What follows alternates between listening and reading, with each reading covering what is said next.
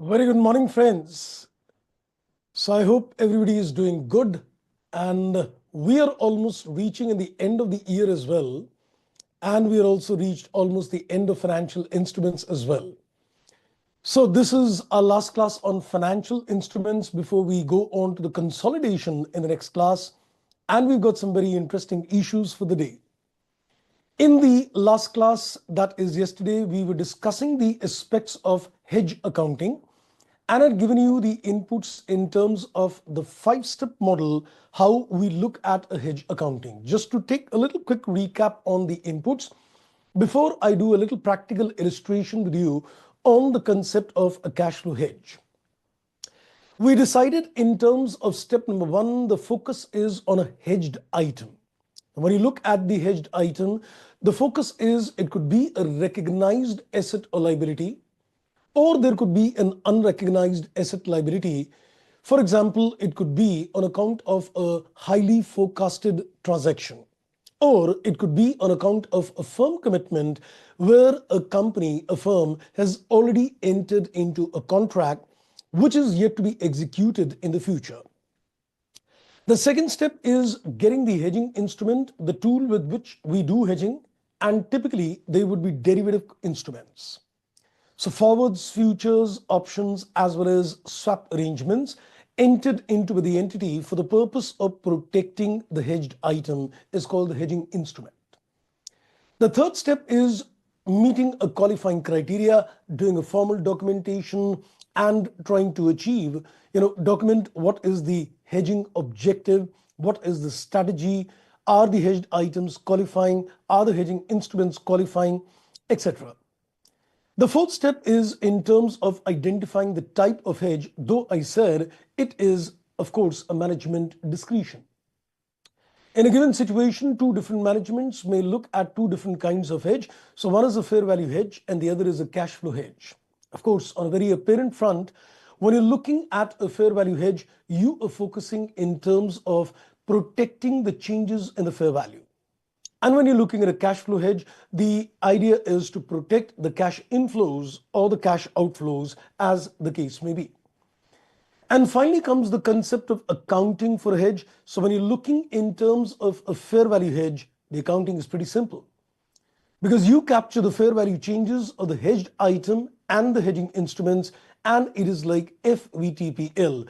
The fair value changes in the hedged item and the hedging instrument both enters in the P&L, except a case where you've got equity investments measured at FPT OCI, where the changes in the fair value of the equity investments and even the derivative, that is the hedging instruments, are taken in OCI. So the accounting for a fair value hedge is quite simple and straightforward indeed. Then comes the input on a cash flow hedge, where we said that you are not required to capture the fair value changes of the hedged item. We are only required to capture the changes in the fair value of the hedging instrument, and that is to be split in terms of what is effective and what is the ineffective portion. So I told you that it's like looking at the size of the umbrella. If your size of the umbrella is equal or a lesser size, I'm perfectly fine. Which means the fair value changes of the hedging instrument is less, or you can say equal to the fair value changes of the hedged item.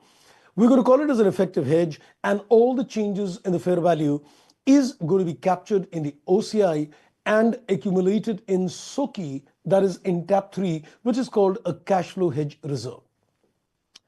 And in case your fair value changes or the hedging instrument is greater, then you need to see the excess is going to be taken in the P&L. That's called the ineffective portion.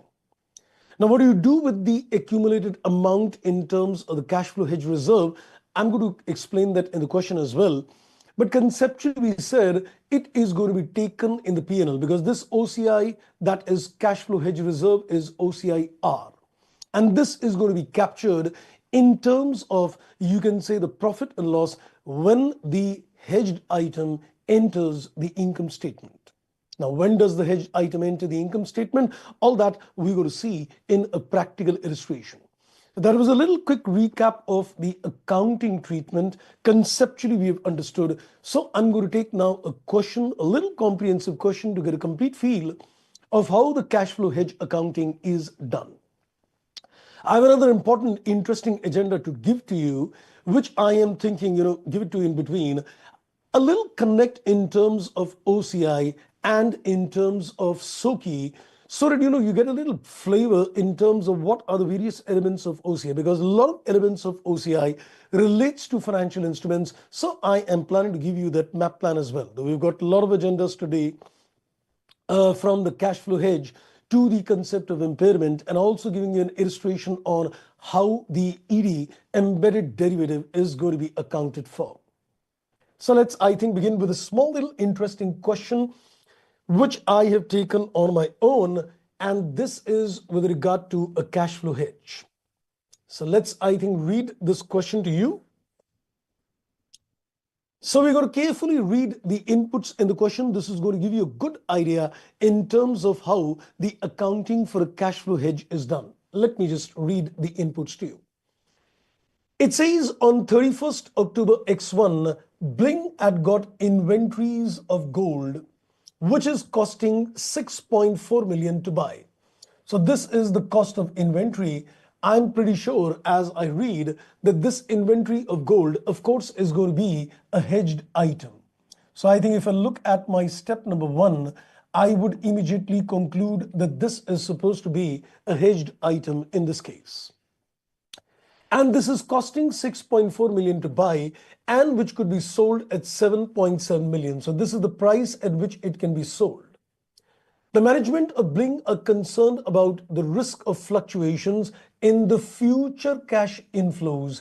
It says future cash inflows from the sale of the gold. So when the focus is on the cash flows, then we can definitely say that it is supposed to be a cash flow hedge. So that also identifies my step number 4. Then he says to mitigate this risk, that means to reduce the risk, Bling entered into a futures contract. And I guess we can easily say that when you enter into a futures contract, that is supposed to be a hedging instrument as well. So I think we've identified a couple of steps already. The first step is that this is a hedged item. The second step is this is the hedging instrument. And this is the fourth step, that is the type of hedge. The qualifying criteria is to be seen. Then he says to mitigate this risk, they entered into a futures contract on 31st October to sell the gold for 7.7 million. So they've entered into a contract to sell futures basically. The contract matures on 31st March X2. So the futures contract entered on 31st October and the maturity is a period of 6 months. The hedging relationship was designated and documented at the inception as a cash flow hedge. All the effectiveness criteria has been met. So the concept of documentation and the effectiveness criteria being met is indicating towards the qualifying criteria as well. So which means that the step number 3 in terms of meeting the qualifying criteria is also met in this particular case. So I guess if you look at the 4 steps so far, we know the inventory is the hedge item. We know the futures contract is the hedging instrument. The qualifying criteria of effectiveness and the documentation is done. And the type of hedge is a cash flow hedge. Then it says on December X1, the fair value of the gold is given, which is inventory. And the fair value of the futures contract is supposed to be fallen by 0.9 million. So we're given the fair value of the inventory, the hedged item, and the fair value of the futures. But of course, we don't need to account for the fair value of the inventory, the hedged item. But of course, it will be important to decide the effective and the ineffective portions. So this is the status on December, which is supposed to be a balance sheet date, as we'll see below. And then it says there is no change in terms of the fair value of the gold, that is the hedged item, and the futures contract between December and March X2. So no fair value changes for the next 3 months. So this is the status which is given post balance sheet date on March X2. So this is when the maturity of the contract is happening. Then he says on 31st March X2, the inventory is sold at a fair value, and the futures contract is supposed to be settled net with the bank, which means there is supposed to be a cash settlement of the futures contract, because when it says that there is a net settlement. Now, what are we required to do? Discuss the accounting treatment of the hedge for the year ended December. That means we need to see the status of accounting as on the balance sheet date. And then it says outline the accounting treatment of the sale of the inventory and the futures contract settlement, which is on 31st March X2. So in a nutshell, we are required to do the entire accounting treatment in this particular case. I hope you have well understood the inputs given in the question. The focus is in terms of giving you the data for the hedged item and for the hedging instrument. Clearly, it's a case of a cash flow hedge, as is very clearly stated in the question. So what we need to do in this particular case, we now need to consider the accounting. So let's have a look at the accounting. Now, in order to do the accounting, I think it is important that you first put in everything on a time scale, organize the data, and then we go to see the accounting entries on the date when we enter the contract, and on the balance sheet date, and on maturity, that is 31st March. So let me first make a time scale in order to understand the entire flow of accounting. So I am going to make this time scale divided in terms of 3 parts. So we entered into the contract on 31st October X1. So let me take my focus on the 3 dates: 31st October X1, then 31st December X1, which is supposed to be the balance sheet date, and 31st March X2, which is supposed to be the maturity date for the futures contract as well. So I think let's now organize the data. Let's pick up the information given. So I'm just going to organize things on a time scale. So it says on 31st October, the inventory is costing 6.4 million. So if I look at the inputs given, I am given the status of inventories, and I am given the cost of the inventory on this date is 6.4 million. And if you wanted to sell this inventory as is given in the question, it could be sold at 7.7. So this is the price at which it could have been sold. So we are looking at the sale price. If you wanted to sell, it could be sold at, so I'm putting in the brackets, it could be sold at 7.7 million. That is the information. Let's see further. So we are further given the information. The management is concerned about the cash flows. To mitigate the risk, they entered into the futures contract on 31st October to sell the gold at 7.7. So on this very date itself, they entered into a futures contract. So in this case, let me put the details on the futures contract. They entered into the contract to sell the gold, and that was at the rate of 7.7 million. So this is the rate at which the futures contract is entered into. Then he says the contracts will mature on 31st March X2. That I've already put that. Effectiveness, documentation done. That's great. Then he says on December X1, the fair value of the gold is 8.6 million. So if you look at the fair value of the gold, it is given to me, it is 8.6 million is the fair value of the gold. I'm keeping the inventories on a single track. And then I am also given further information. The fair value of the futures is fallen by 0.9 million. So futures is fallen by, there is a decrease to the extent of 0.9 million. So let's do one thing. Let's create a scale in between indicating so that we get a parity. So I just bring it a little below. So this is a decrease to the extent of 0.9 million. So the fair value changes in terms of the item and the instrument is defined. Let's go back. Then he says there has been no change in the fair value of the gold or the futures contract between December to March X2. So in this particular case now we are given that there are no changes in fair value. And here also we given that there is no changes in fair value. So during this block of 3 months, there has been no changes in the fair value. I've just organized the data for easy accounting. And then it says on March X2, the inventory is sold and the futures contract is settled net as well. So along with this, we're also given that there is a sale of inventory. On this particular date, we made a sale of inventory as well. And there is a net settlement of futures contract as well. So this futures contract is net settled as well. Right, so I think we've just organized the inputs in this particular case. We've seen the capturing of the hedged item in the hedging instrument. So now let's begin the journey in terms of the accounting. Now we need to keep the focus very clear that this is a cash flow hedge, which means nowhere I'm going to capture the fair value changes of the inventory, that is the hedged item, but we're definitely going to capture the fair value changes of the hedging instrument, segregating what is the effective and the ineffective portions as well. Now let's begin the journey and let's have a look at, first of all, the entries on 31st October itself. Now as far as 31st October is concerned, whenever you enter into any kind of a derivative contract and you go for a net settlement on the day you enter the contract, the net fair value is always zero. So you enter into a forward contract, you enter into a futures contract.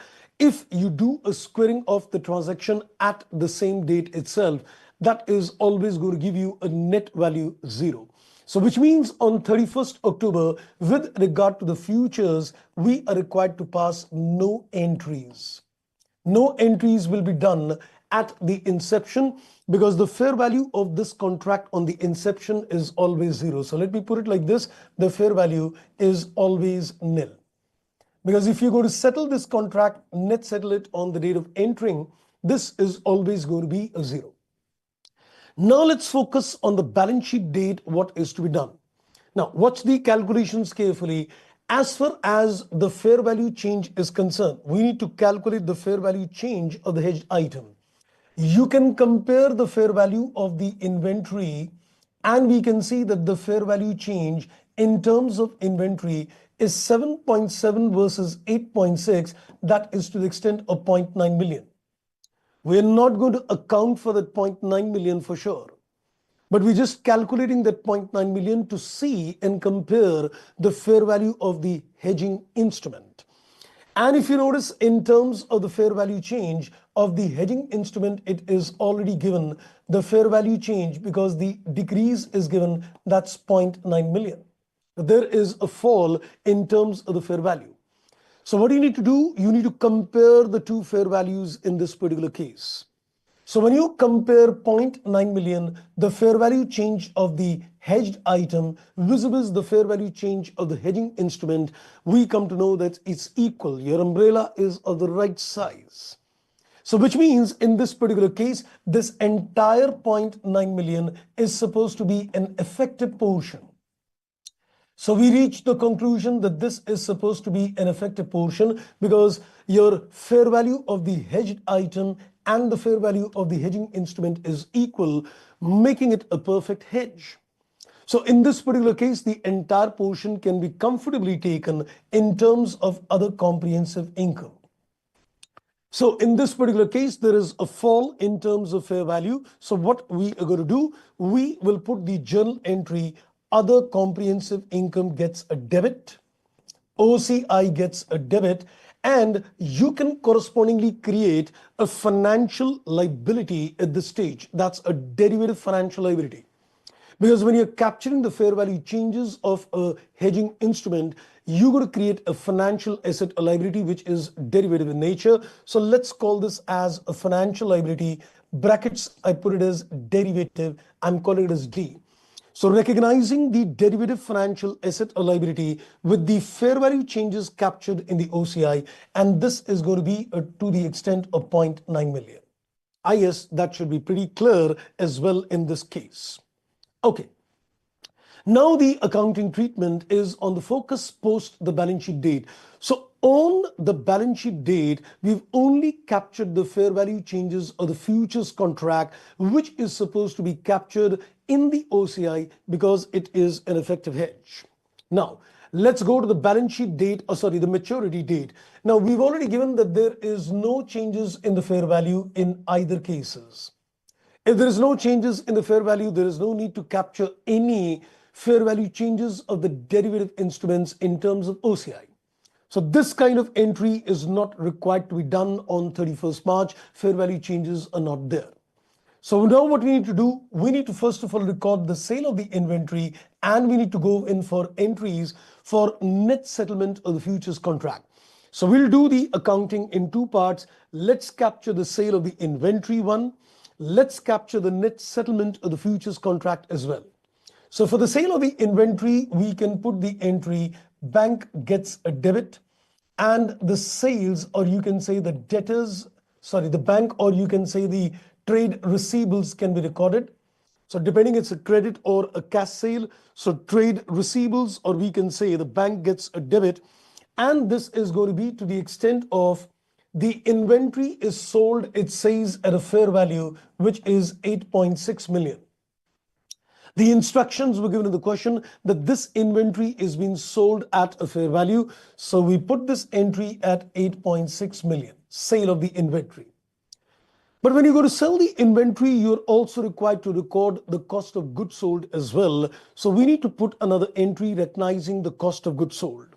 So we'll put another entry that is cost of goods sold gets a debit, and the inventory is going to be given a credit on sale.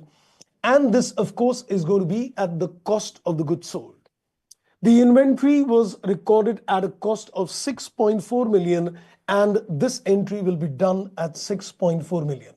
So this is the entry for the sale of the inventory 1, and for recognizing the cost of goods sold of the inventory, that's 2.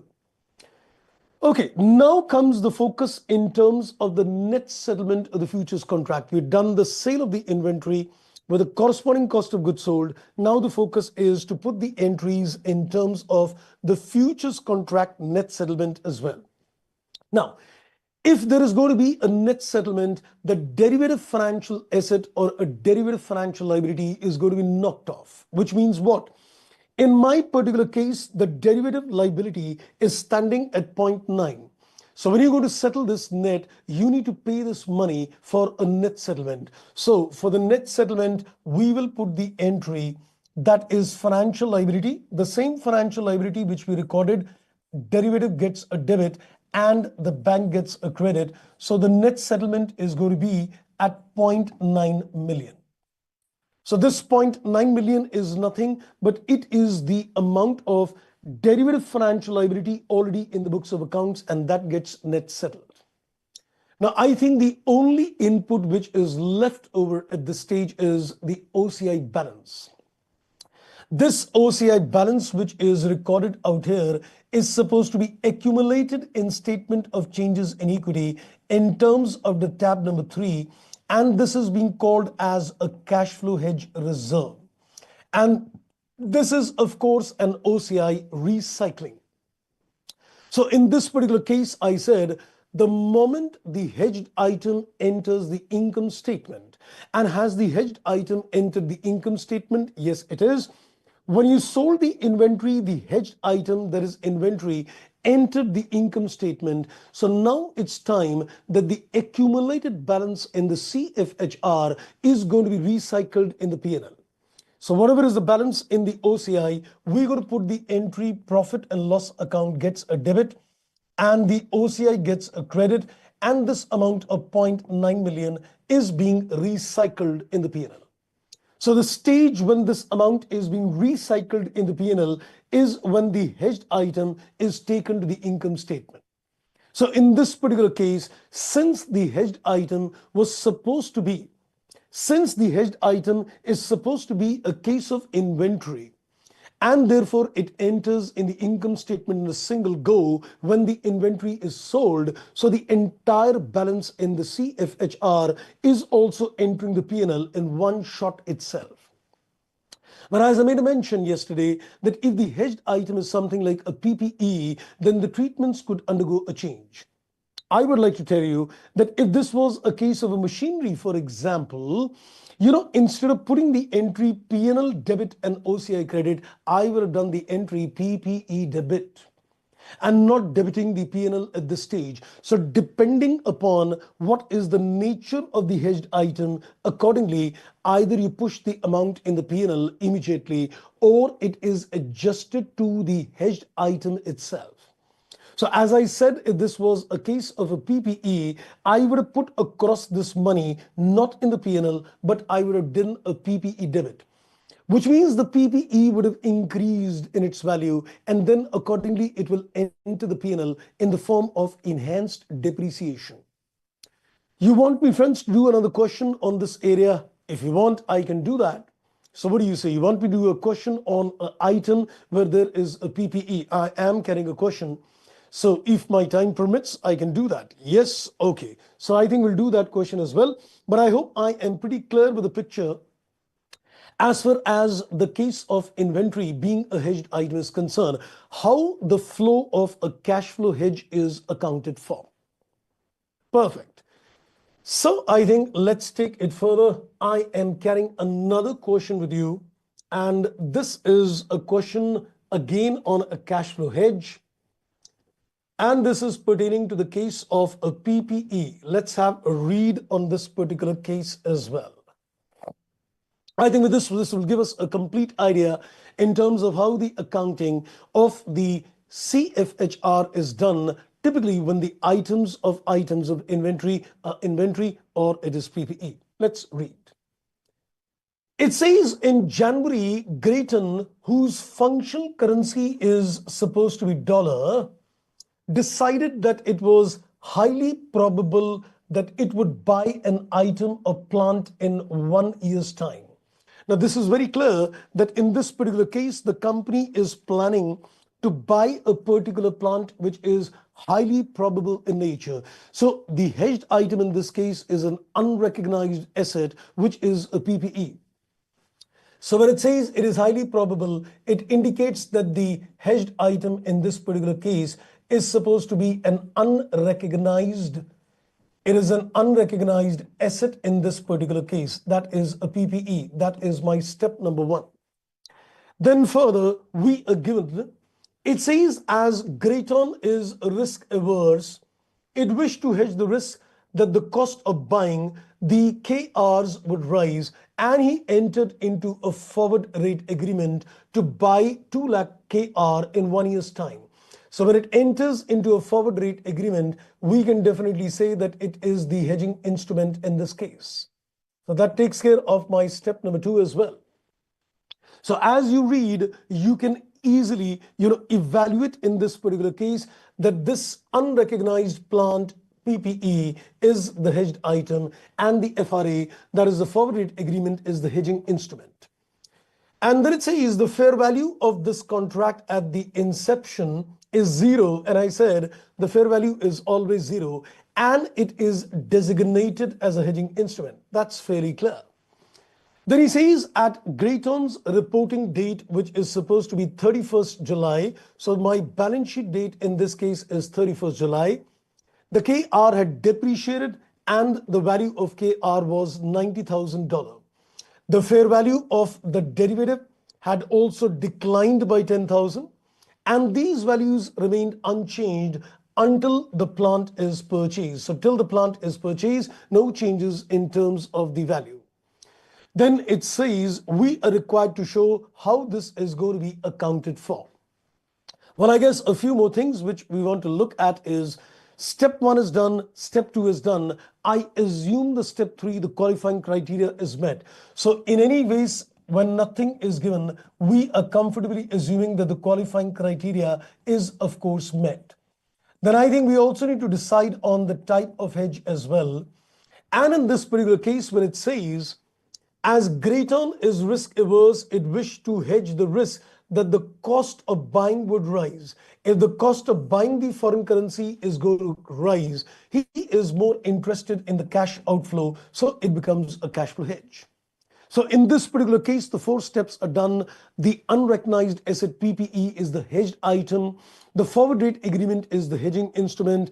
The criteria assumed to be met, and this is a cash flow hedge. So let's have a look in terms of the accounting.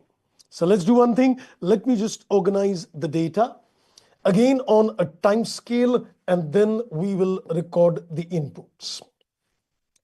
So let's create a time scale in terms of things. And I think this time we're just given two focus dates. The date when we entered into the forward rate agreements and the balance sheet date on 31st July. So I guess we are not given any specific date when we entered into the contract.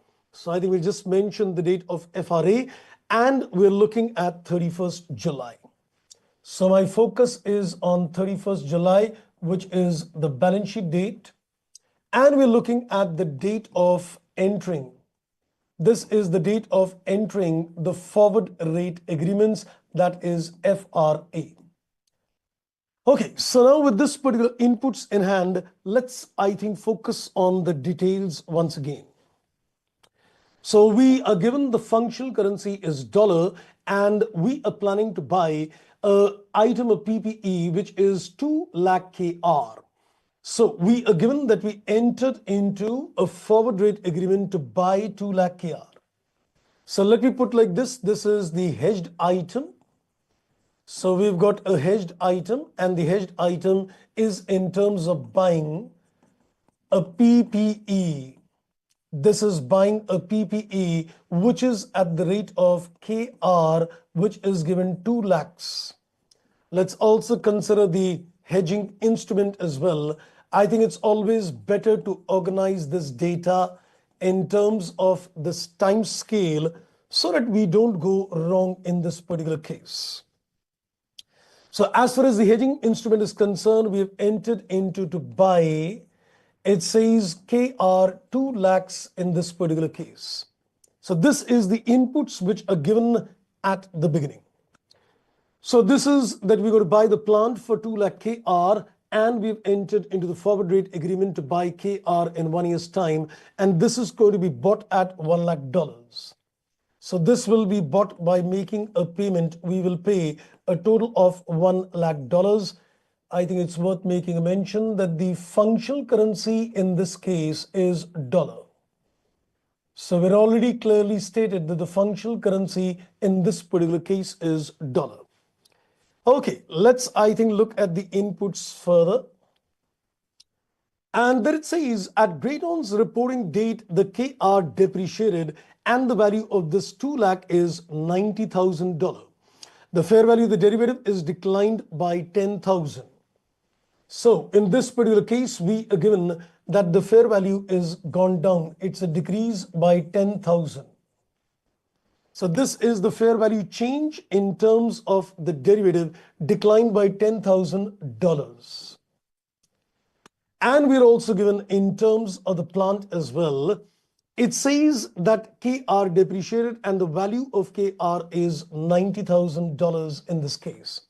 So now this KR, which is 2 lakh, is supposed to be again to the tune of $90,000 itself. Right, so I think with this inputs now in hand, we are ready to go for the accounting of this particular contract. So let's just see what more data is given out here. I think rest is all captured. Done. Wonderful indeed.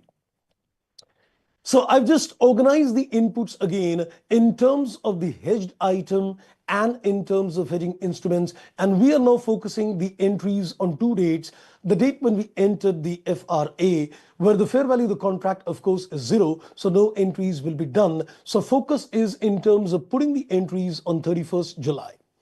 So I think we start with the inputs in terms of the date of entering the contract. No entries will be done.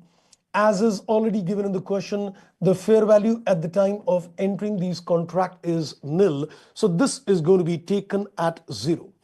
Now, in this particular case, what I need to do, I need to capture the fair value changes in this particular case for the derivative instrument. If you look at the fair value changed of the hedged item, in this particular case, at this stage, it was $1 lakh. So what is the fair value change? And what is the fair value change? If you look at the fair value change in this case is $10,000. And the fair value change in this case is also $10,000, which means the fair value changes is of equal amounts again. The umbrella size is perfect. The fair value change of the item and the instrument is equal. This is indicating that it is an effective hedge. And if it is supposed to be an effective hedge, the entire fair value changes is going to be entered in the other comprehensive income. So in this particular case, what we did, we were supposed to, we entered into the contract to buy. So in this particular case, to square off, we're going to sell. And if there is gone down, by selling, we're going to get a loss. So what we're going to do in this case, put the entry OCI, that is recycling debit. And you can recognize a financial liability derivative in the brackets out here. So whatever fair value changes are there, the gain loss goes in the OCI. Correspondingly, if there is a gain, recognize a financial asset. If there is a loss, recognize a financial liability, as the case may be. So this entry is done to the extent of $10,000. All these entries are done in dollars because the functional currency in this case is dollar. Now let's assume that in this particular case, as is mentioned further, it says these value remain unchanged until the plant is purchased. Now, I am not given the status when the plant is purchased. But let's assume that in any case, when the plant is purchased, there has been no further changes in terms of fair value. So what I'm going to do now, I am considering the further inputs that there has been no change in fair value.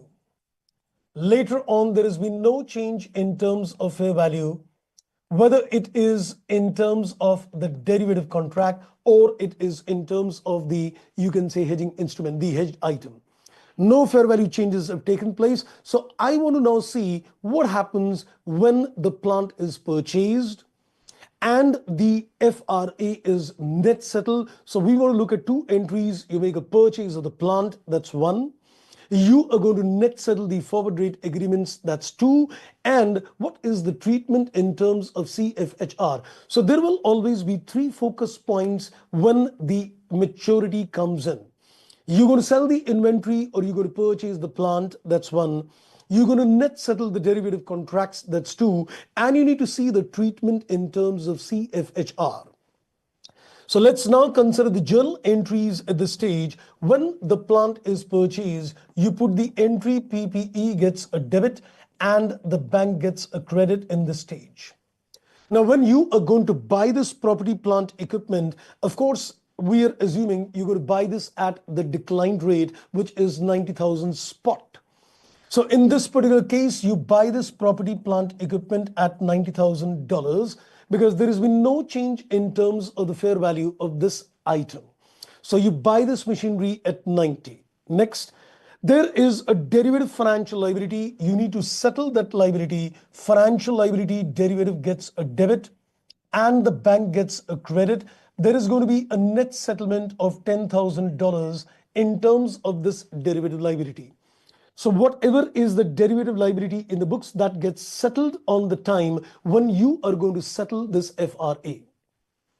Now, the only thing which is left over is the balance in the CFHR, because this balance in the OCI is being accumulated in tab number 3 of your statement of changes in equity under the heading that is cash flow hedge reserve. So what do we do with this item? Only when the hedged item, please hear this carefully, only when the hedged item is going to enter the income statement, I will transfer this balance in CFHR to the P&L. But at the time of purchase of the plant, you are not hitting the income statement. The hedged item will enter the income statement only when you go to depreciate the plant. So what is the treatment going to be? So the only thing what I can do, this CFHR on the purchase of the plant will be added to the PPE or reduced from the PPE, as the case may be. So in this particular case, the FCFHR is a debit balance. I need to credit it. So we will put a PPE debit and the OCI gets a credit at this stage. So instead of putting the CFHR in the P&L, you are going to make this adjustment in the value of the asset. Because I can't afford to put this amount in the P&L in a single go. Because this PPE will enter the income statement only when you're going to depreciate the PPE over a period of time. So unlike the inventory where the entry was P&L debit, in this case it is going to be a PPE debit, and this is to the extent of $10,000. So once the PPE increases, so indirectly what is happening, the increase in the PPE will enhance the depreciations in the future years to come. So the CFHR is indirectly entering the P&L over a period of time. And this is the difference when the hedged item is a PPE. I hope this illustration makes it very clear indeed. At this particular stage, I am very keenly interested in giving you the inputs in terms of OCI and ASOKI as well. But not at this stage. I might run short of time, so maybe we can do it later if we get time. That I give you the mapping in terms of where the OCI balances under different standards enters out here. We'll see, not right now. Anyway, so this takes care of the point that in terms of the CFHR, what is the treatment? I've done both the cases. When the hedged item is inventory, enters the P&L in a single go. When the hedged item is a PPE, it doesn't enter the P&L in a single go.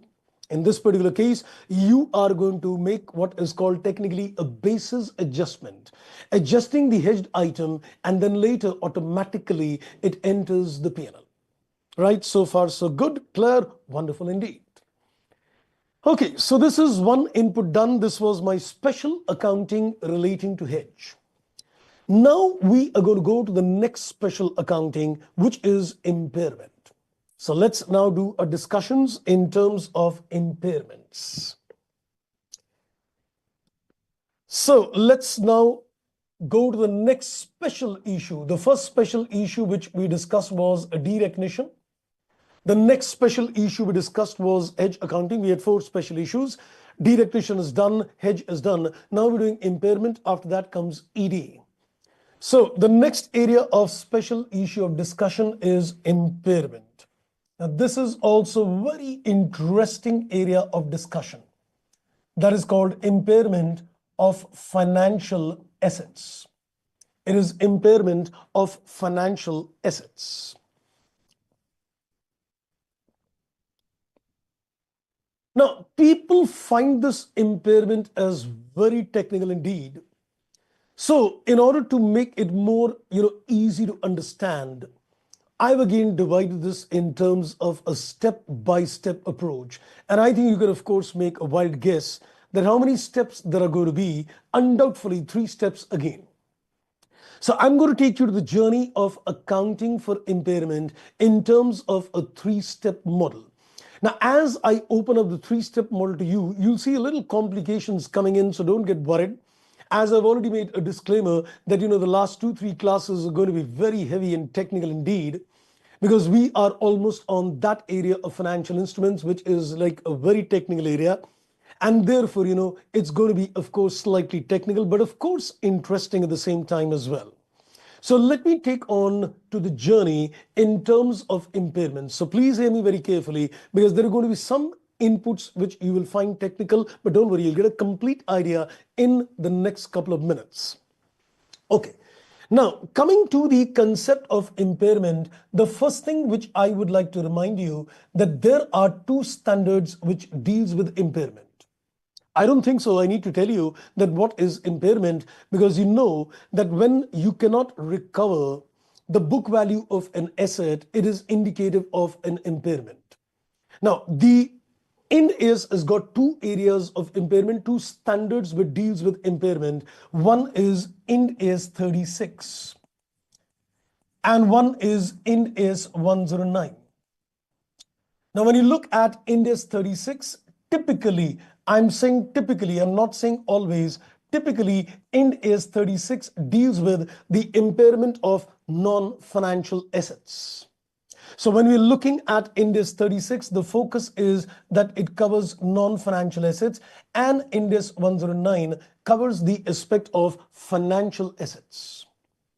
But I think it is interesting to note that Ind AS 36 can apply to certain non-certain financial assets as well.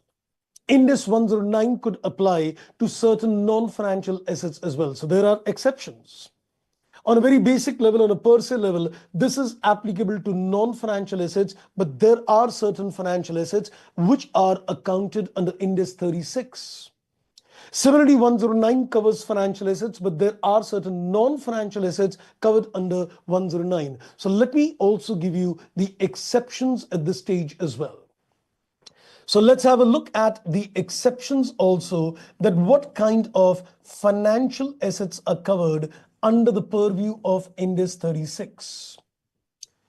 If you remember, when we were looking at investments, equity investments, I very clearly made a mention that equity investments in related party is not covered under Ind AS 109.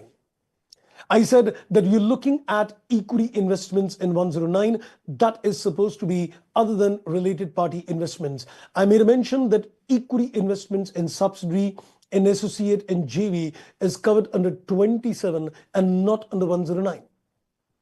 So once these related party investments are covered under Ind AS 27, they're taken at cost or a fair value. And if these investments are taken at cost, they're subject to impairment under 36. Let me put it again.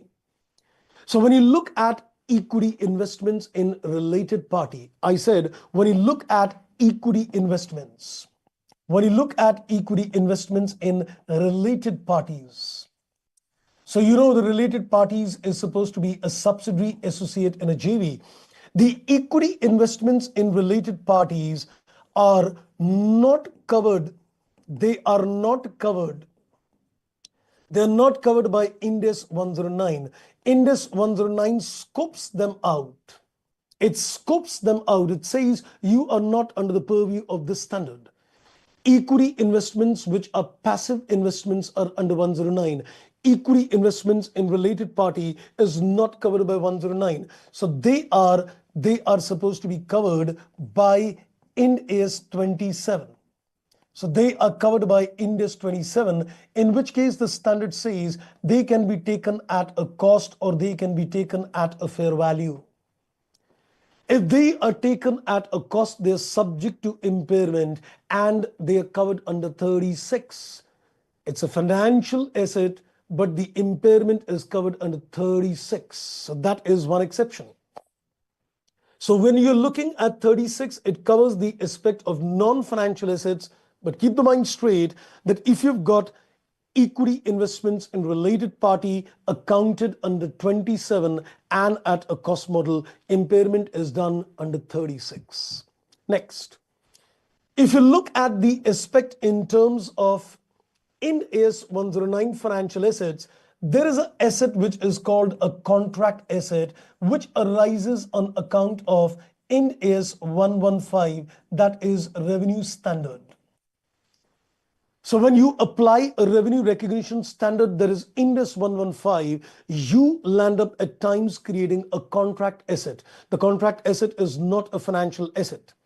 A trade receivable is a financial asset, but a contract asset is not a financial asset, in spite of the fact it is covered under Ind AS 109 for impairment testing.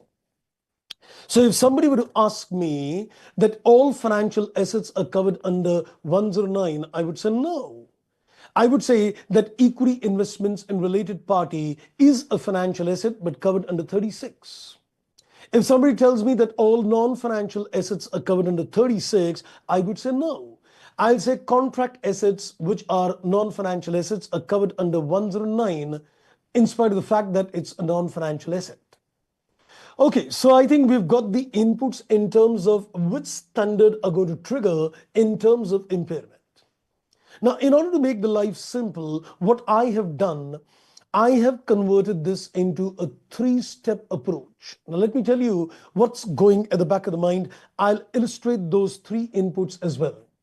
The step number one, what is there is you need to see that are you within the scope of this Ind AS or not. I'm talking of 109. So we need to consider that, first of all, the given asset which you're talking of, is it in the scope of the standard or not? If yes, you go to the step number 2 and you see that which approach is to be applied in this particular case. Because the approach which are there in terms of Ind AS 109, there are basically 3 approaches. But from the examination point of view, we're focusing on the 2 approaches. One is called a simplified approach and one is called a general approach. So it is also important to, first of all, zero down that which approach are we going to apply. So your step number 1 is to see whether you are in the scope of 109 or not. If yes, you need to zero down on the approach. Are we going to apply the simplified approach or are we going to apply the general approach in the standard? Once you select the approach, then comes the case of making a provision for the impairment as well. Then comes the case of deciding how much provision is to be taken. And interestingly, when you are going to create a provision in the books of accounts, the provision is created using what is called an expected credit loss model. That's called an ECL model. It is called expected credit loss model. I think at this stage, there is one more important thing which you need to know. Traditionally, what you've done in terms of school is what is called an incurred loss model. So what you've typically done in school and even in terms of college or even in the intermediate stage in the banking industry, when you're looking at the provisions for non-performing assets of the bank, you are basically considering an incurred loss model. Now, what is an incurred loss model? That you are saying that this money is overdue. My client is not paying me money. So it is an incurred loss model. You've already suffered a loss. But the standard under Ind AS 109 is working on the concept of what is called an expected credit loss model. So there is a complete switch over from an incurred loss model and to an expected credit loss model. We'll see what is an expected credit loss model, not a worry. So what I'm going to do, first of all, I am going to make a walkthrough in terms of these 3 steps with you. So let's first make a walkthrough that how do you determine whether the given asset is within the scope?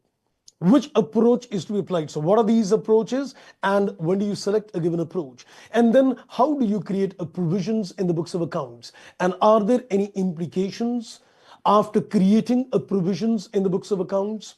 Is my interest income to be taken on the financial assets? Is it going to be taken on the gross carrying amount? Or am I going to go for a recognition of the interest income on the net amount?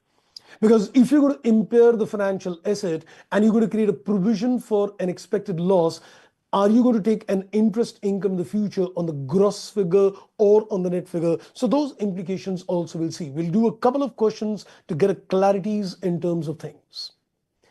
So let me go on to now a step-by-step inputs to you. So let's do the discussions based on the step number 1. So we'll make a little deeper walkthrough in terms of each of these steps. Now, what comes in my mind at the first stage is when you're looking at whether you are in the scope of this standard or not, I would say typically there are 2 items. One is a financial asset and one is a non-financial asset. My scope now is completely in terms of Ind AS 109. I'm not focusing on 36. So I would say that my focus is the financial assets and non-financial assets. Which non-financial assets? I am looking at the contract asset.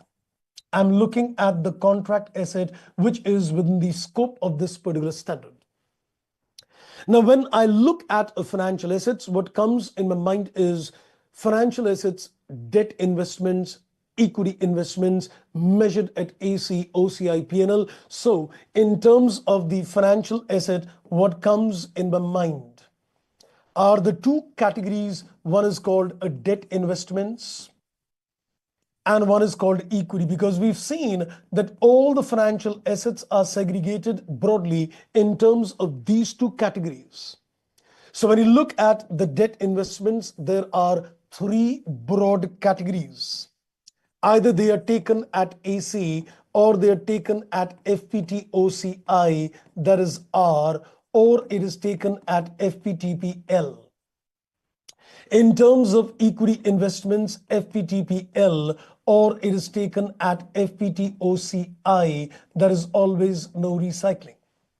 So these are the typical categories in terms of financial assets. And let's get one thing clear.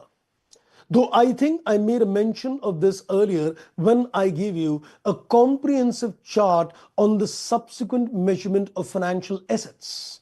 But I'm still reminding you now that when you look at these financial assets, let's see which one are going to be covered under 109. Amortized cost, yes. Debt investments, OCI are yes. FVTPL, no. Equity investments is point blank no.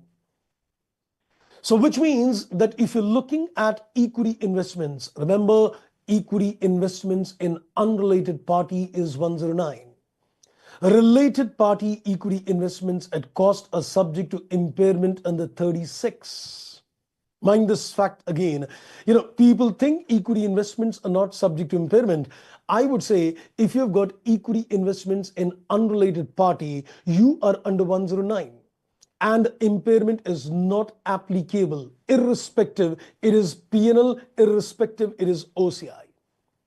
But when it comes to related party investments, it is supposed to be impairment under 36 if you're taking them at cost.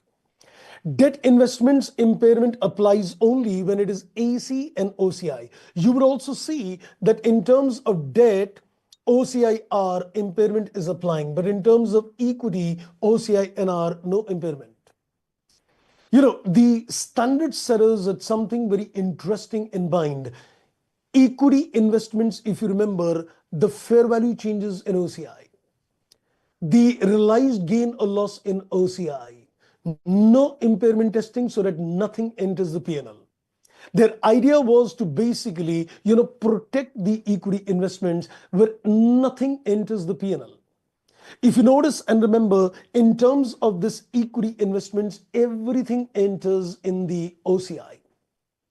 The fair value changes gain or loss in OCI, the realized gain or loss in OCI, protected from the impairment aspect, so nothing ever enters the P&L in terms of these equity investments. So they protected them that they will not be even impairment tested. But in terms of debt investments, the fair value changes goes in OCI, and if there is impairment, I will put a portion in the P&L. I have an illustration on that very shortly. So this is the scope of the standard. So when you read a question, your first focus in terms of reading the question is it within the scope of 109? If it is a debt investments AC, if there is a debt investments OCI, if there is a contract asset per se, it is all covered.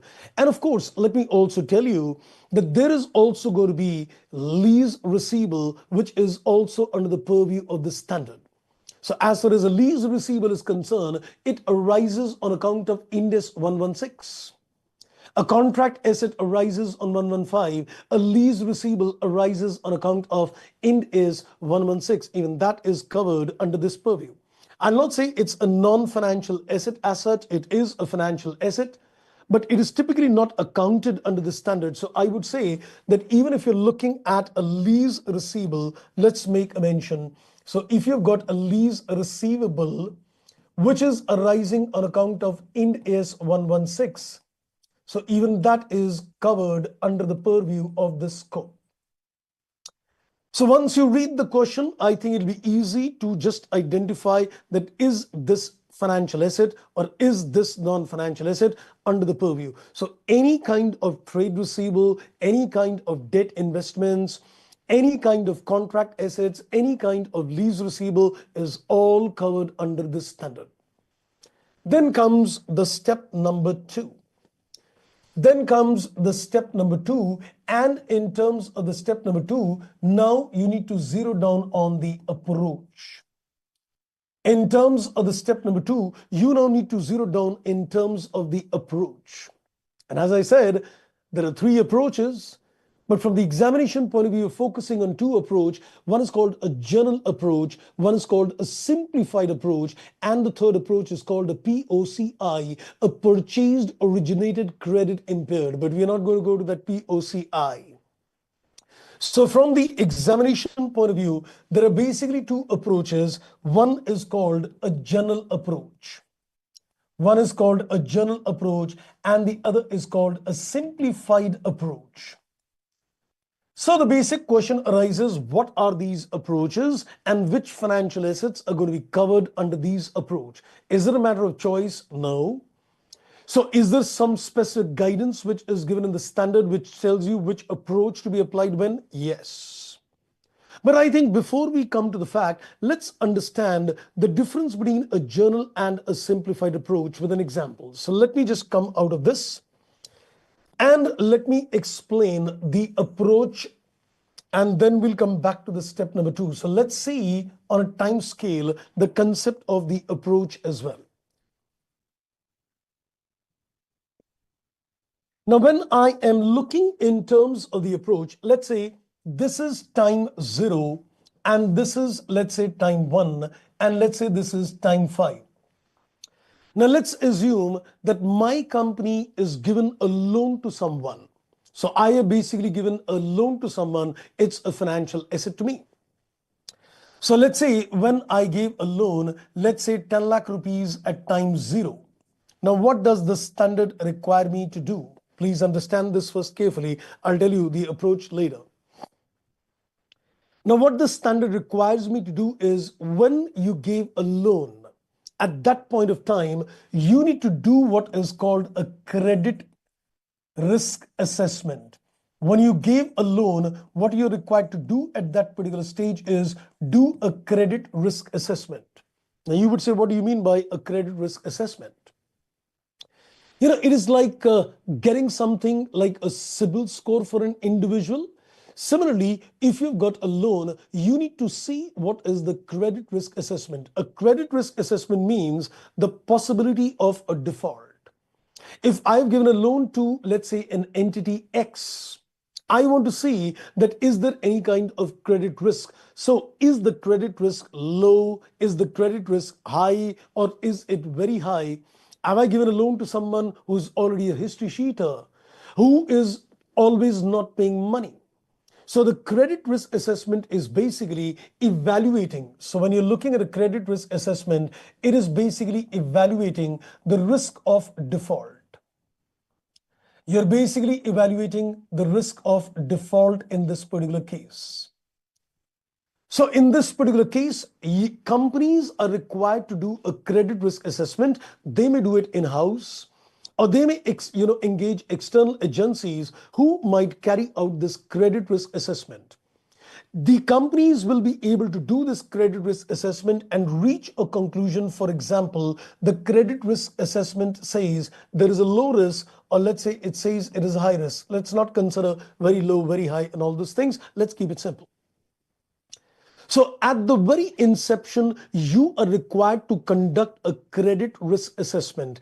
And once a credit risk assessment is done, evaluating the risk of default, you reach a conclusion the risk is low or the risk is high. Now, what do you need to do further?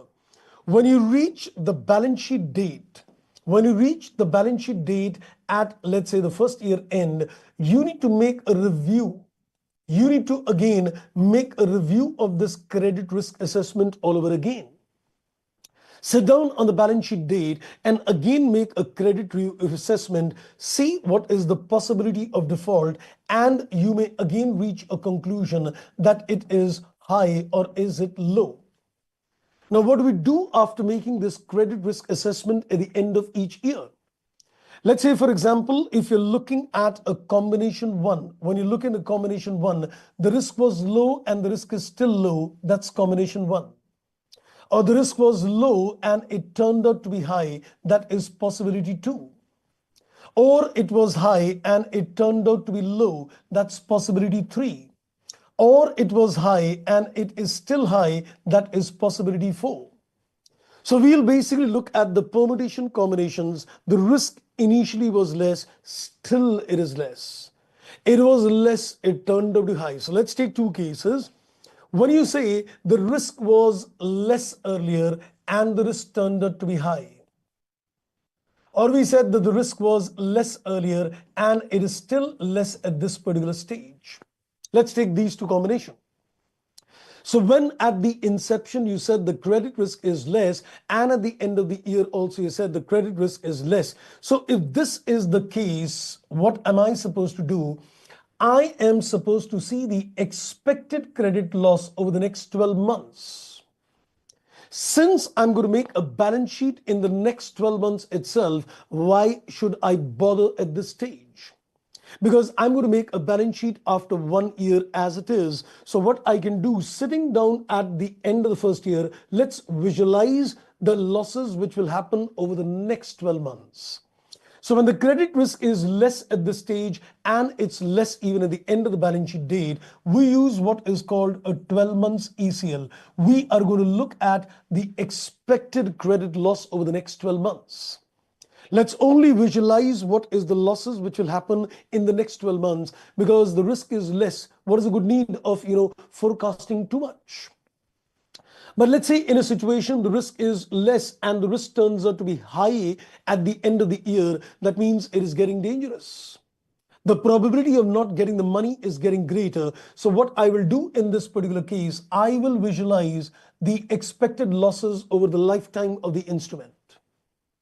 I'm going to visualize that what is the expected losses which will occur over the lifetime of the instrument. And here we use the concept of what is called a lifetime, that is called a lifetime ECL. So which means everything depends upon a credit risk assessment. The company needs to see that what is the change in the credit risk over the period of time. What was the credit risk at the inception and what is the credit risk at the end of the year. So when you see that the credit risk is not changing much, the standard actually uses a language, and if you consider the different permutation combinations, it says you need to see that is there a significant increase in credit risk. I call it as SICR. The basic question sitting on the balance sheet date is to evaluate that is there a significant increase. There is nothing which is defined that what is a significant increase. But the standard says we need to see that if there is a significant increase in the credit risk. So you need to evaluate that is there a significant increase. If there is a significant increase in the credit risk, then it is time that you should go for a lifetime ECL. Look into what is the expected losses which will occur over the lifetime of the instrument. In my example, the next 4 years. But if you see that the credit risk is not significantly changing, you can just focus on the expected losses over the next 12 months. So what I've given you in this particular case is called a general approach. So all this what I've given you is basically called a general approach. That's the reason they call it as a general approach, that the companies in this particular case are going to evaluate a credit risk assessment. Every company per se is going to apply a general approach in terms of creating a provision. We'll come to the simplified approach as well. So in a general approach, what the company is required to do, make a credit risk assessment at the inception, make a credit risk assessment at the balance sheet date, which is going to be done year by year. And you need to evaluate in this particular case, is there a significant change, increase or decrease in a credit risk? If the credit risk is significantly changing, rather I would say increasing, then I should go for a lifetime ECL. See the losses over the lifetime. If the significant change is not taking place, you can only focus on the 12 months expected loss because you'll make a balance sheet later. So in this particular case, if you say the risk was high and now the risk has turned to be less, in a given particular years, can I switch over from a lifetime to a 12 months? Yes. Which means year by year, balance sheet by balance sheet dates, If you keep evaluating the credit risk and you see that the credit risk is increasing or decreasing, you can move from a 12 months to a lifetime. You can move from a lifetime to a 12 months as well, depending upon the credit risk assessment. So everything is dependent upon the credit risk assessment. And accordingly, you need to take a call that do we go for a 12 months or do we go for a lifetime? So are we going to get questions in the exams where we will be required to make the credit risk assessment and decide which model is done? Not really. I think if you look at the questions in the study material, they are quite straightforward indeed. And they've actually given you the insights. The language is very clear and they tell you very clearly that the credit risk assessment is telling you a change, high or low. Now, second input. If you look in terms of what we call the simplified approach, if you look in terms of the simplified approach, because this is all the general approach, but if you look at the concept of a simplified approach, in this case, we only apply a lifetime ECL. We only apply a lifetime ECL in this case. We do not consider any credit risk assessment. We are not required to track any changes in a credit risk assessment. By default, a lifetime ECL applies. So it is only in a general approach where the company is required that do we consider 12 months or a lifetime. But when it comes to a simplified approach, the life is simple. No credit risk assessment required.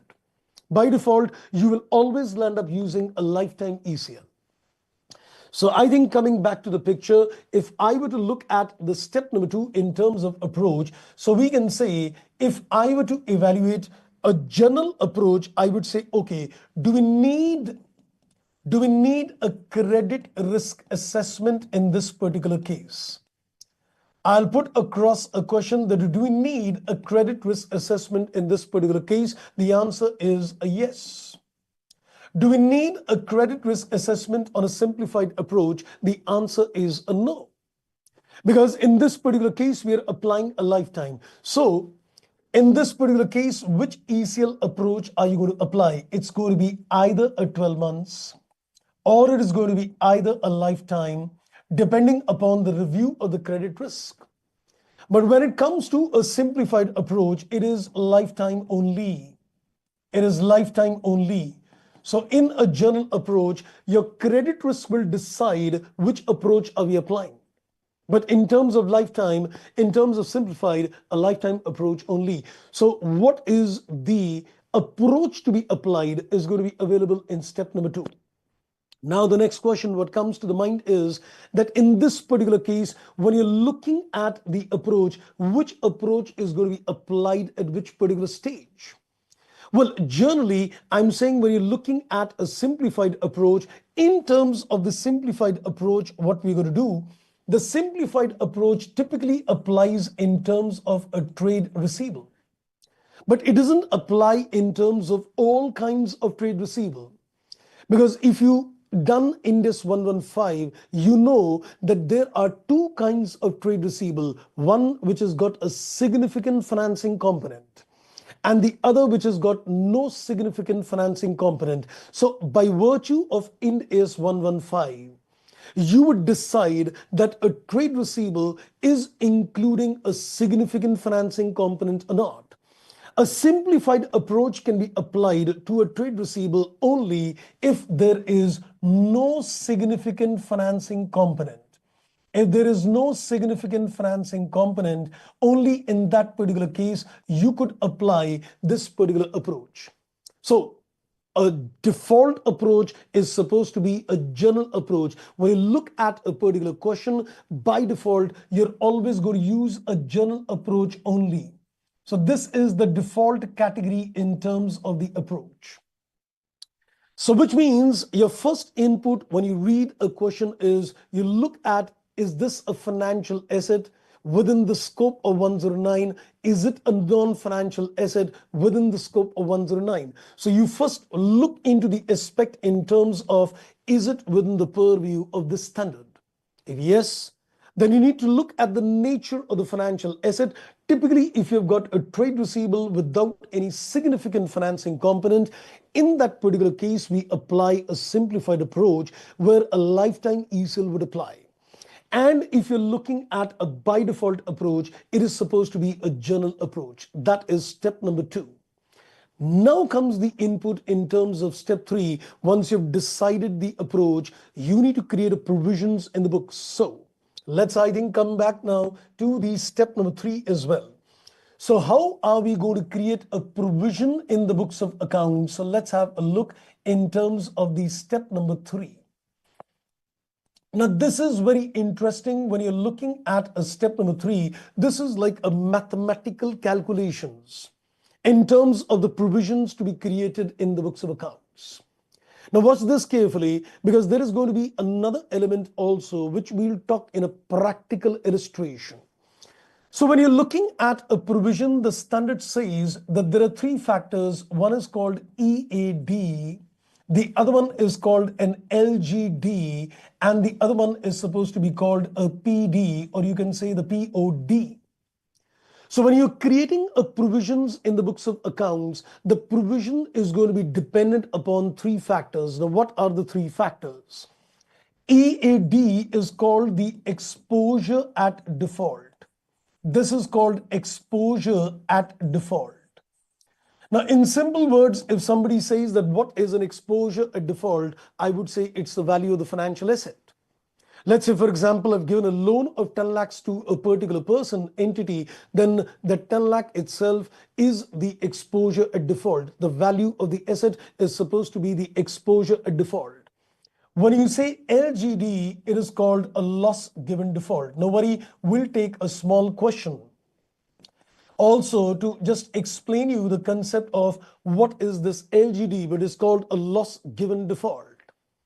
And the POD is what is called the probability of default. It is called the probability of default. So let's understand what are these 3 factors. So the provisioning is going to depend upon the 3 factors, which is called EAD, exposure at default, the value of the asset, the LGD, which is a loss given default, and a probability of default. This probability of default is dependent upon whether you applied a 12 months ECL or whether you applied a lifetime ECL. So once you've decided the approach in terms of step number 2, the given approach will help you to decide a POD. Trust me, getting a probability of default in a practical life can be a big challenge indeed. I think I'll not get into those kind of technical details, that what kind of technicalities can arise. But I'll just give you a little basic flavor in terms of calculating a default probability. For example, if you look at a banking industry for that matter, a banking industry will have numerous number of loans and advances which are given to numerous categories of clients. You could categorize the loans as well, because it is very difficult for a company to calculate a default probability for a given each and every loan. So at the first stage, when you're looking at the calculations, you need to see that are we going to apply a portfolio approach?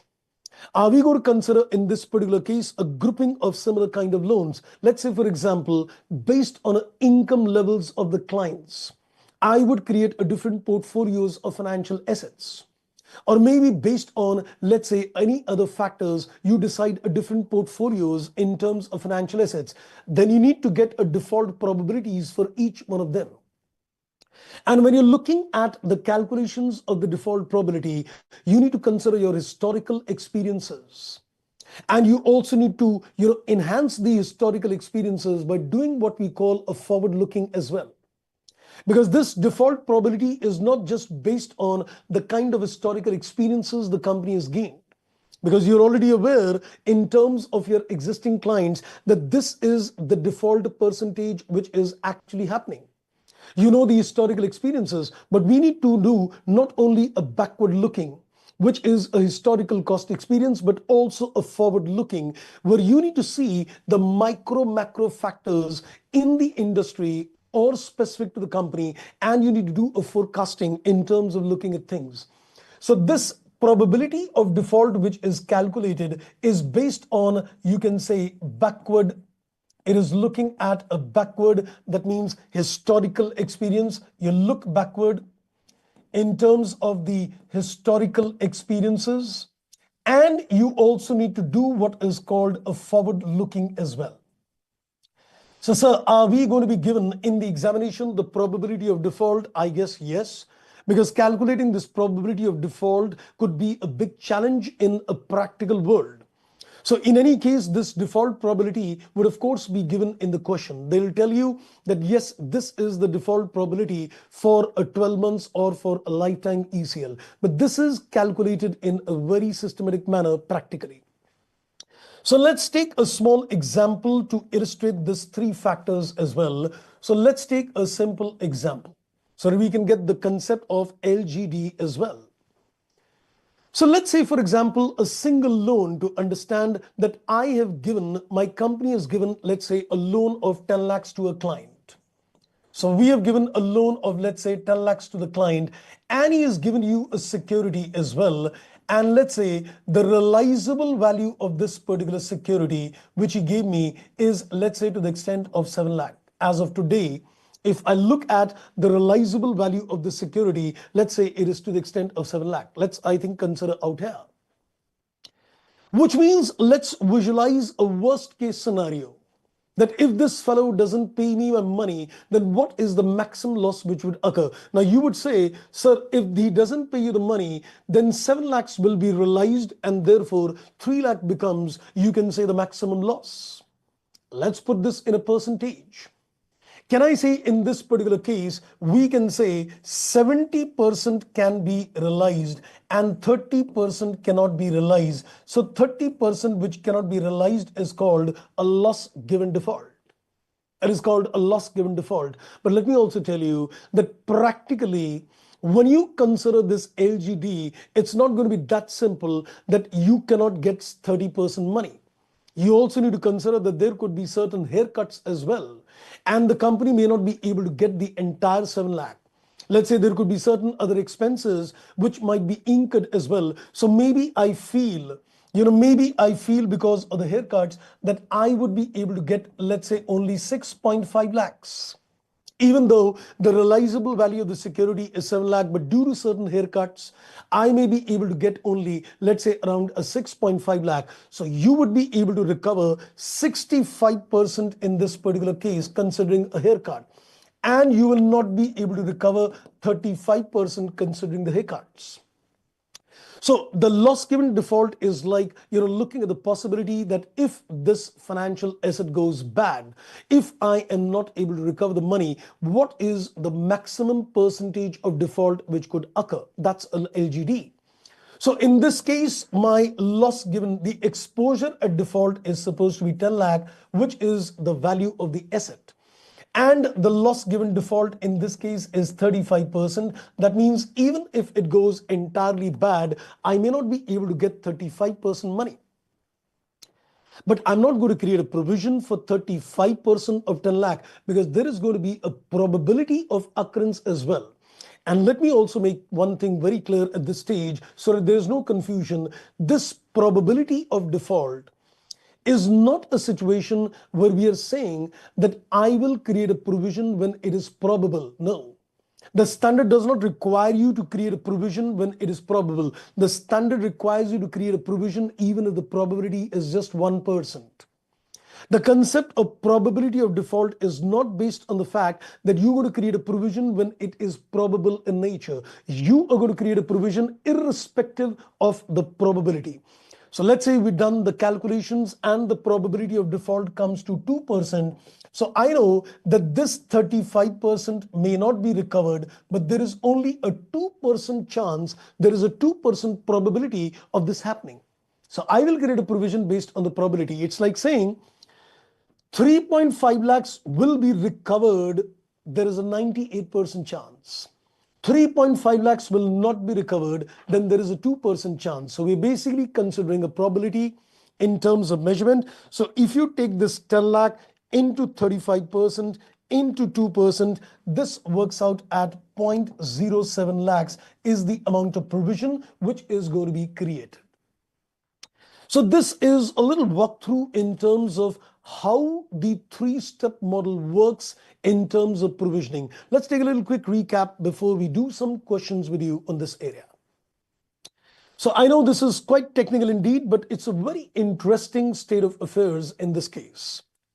So our focus is on the next special agenda, the next special issue, which is impairment of financial assets. Of course, impairment does not apply in terms of financial liability. So when we're looking in terms of the financial assets impairment, what is impairment? Loss in value. A non-recovery which can take place. So as I said, if you want to apply the concept of ECL, because there has been a transition shift in terms of the old model, which I said is supposed to be an incurred loss model, and there is a shift from an incurred loss model to an expected credit loss model. Earlier, when we were in school and colleges, what we used to do, we used to basically consider historical experiences and create a provision.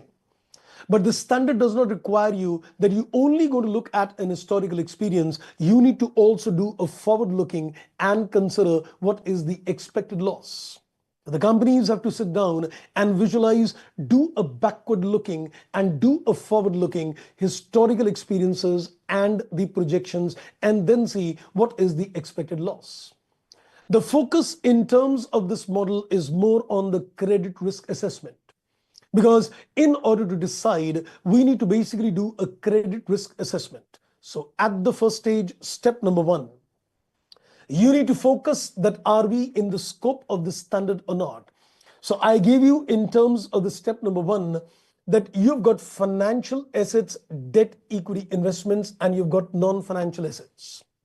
Yes, we need to remember that a contract asset under 115 is a non-financial asset, but still under the purview of the standard. We're also going to consider equity investments not covered. But if you've got debt investments at AC, OCI are covered. Lease receivables are covered. And then you focus in terms of step 2 to decide what kind of approach is to be applied. Is it a journal approach or is it a simplified approach? The simplified approach is typically going to apply when you've got trade receivables, which has got no significant financing component. And by default, in a simplified approach, no credit risk assessments are required. You just need to consider a lifetime ECL and get the POD. But in terms of a general approach, I give you the technique of how you are going to look at the credit risk assessment, sit down at the inception, sit down on the balance sheet date, make a credit risk assessment, and there could be various tools a company could use to make a credit risk assessment, a credit ratings, or hiring an external agency or an in-house development where a company does a credit risk assessment and identifies that the credit risk is moving from a low risk to high or a high risk to low. And accordingly, if you see that there are significant changes in the credit risk, then there is a need to move from, let's say, a 12 months to a lifetime ECL. But if you see that there is not much changes in the credit risk, you can stick to a 12 months expected credit loss. So get the approach. And then finally is the third step in terms of 3 factors: exposure at default, loss given default, and a probability of default. The exposure at default is the value of the financial asset. The LGD is the loss given default, that if the loss happens, what is the maximum loss I will suffer after considering a haircut. And then getting a default probability, because our provisioning is based on not the fact that it is probable, but on the fact that there is some probability that a default could occur. And let me also tell you at this stage that in this particular case, we may also consider time value of money if it is material in nature. We'll see the impact of this 4th factor also when we come to the question that when you're creating a provision in the books of accounts, then there might also be a concept of TVM. That's a time value of money. Right, friends, I hope the basic picture gets clear at this particular stage. Now let's do one thing. Let's, I think, do a practical illustration with you at this stage. So I'm carrying some few questions with me. To give you a little more clarity in terms of things, we're going to first take a very simple little question to understand the concept of impairment. This is one of the similar questions which is there in the RTPs as well. So I think this similar kind of question came in the revisionary test papers as well. Yes, so I think let's have a look at this one. So we're going to apply a three-step model in this particular case. It's one of a similar questions you will see in the revisionary test papers. I thought I'll just take this as simple question to begin with. Let's read the facts and we're going to carefully apply the three-step model in terms of things. Let's read. It says an entity purchases a debt instrument. So when you made a purchase of a debt instrument, one thing is very clear that it is supposed to be a debt investment. And if it is a debt investment, then unless it is taken at FPTPL, it's going to be within the scope of the standard. So it says an entity purchases a debt instrument on 1st January X1. The interest rate on the bond, that is the contracted rate, is the same as the effective rate. That means that there is no TC, there is nothing which is premium discounts. After accounting for the interest for the year on December X1, the carrying amount of the bond is still at 1,000. And I think that's for the simple reason which I would just like to explain it. Let's say, for example, if you are accounting this debt investments at AC or even at OCI, if you just try to visualize the ledger account, if you remember, when I take this financial asset, you recorded the initial figure at a fair value. So in this particular case, when you made a purchase of this investment at 1,000, you recorded the initial recognition at a fair value. Now, you are going to record the interest based on EIR, which in this case is supposed to be same as the contracted rate. And then you are also going to receive the money which is based on the contracted rate. So which means, let's say if 10% is the EIR, you would take 100 rupees as a finance income.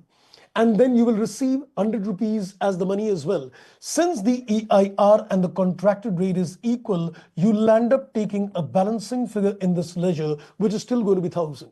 So in the first sentence, he's just trying to tell you that if the contracted rate and the effective rate is same, which you've seen in ledgers earlier, you unwind the finance income at 10%, you get the money at 10%, so your balance CD is still 1,000.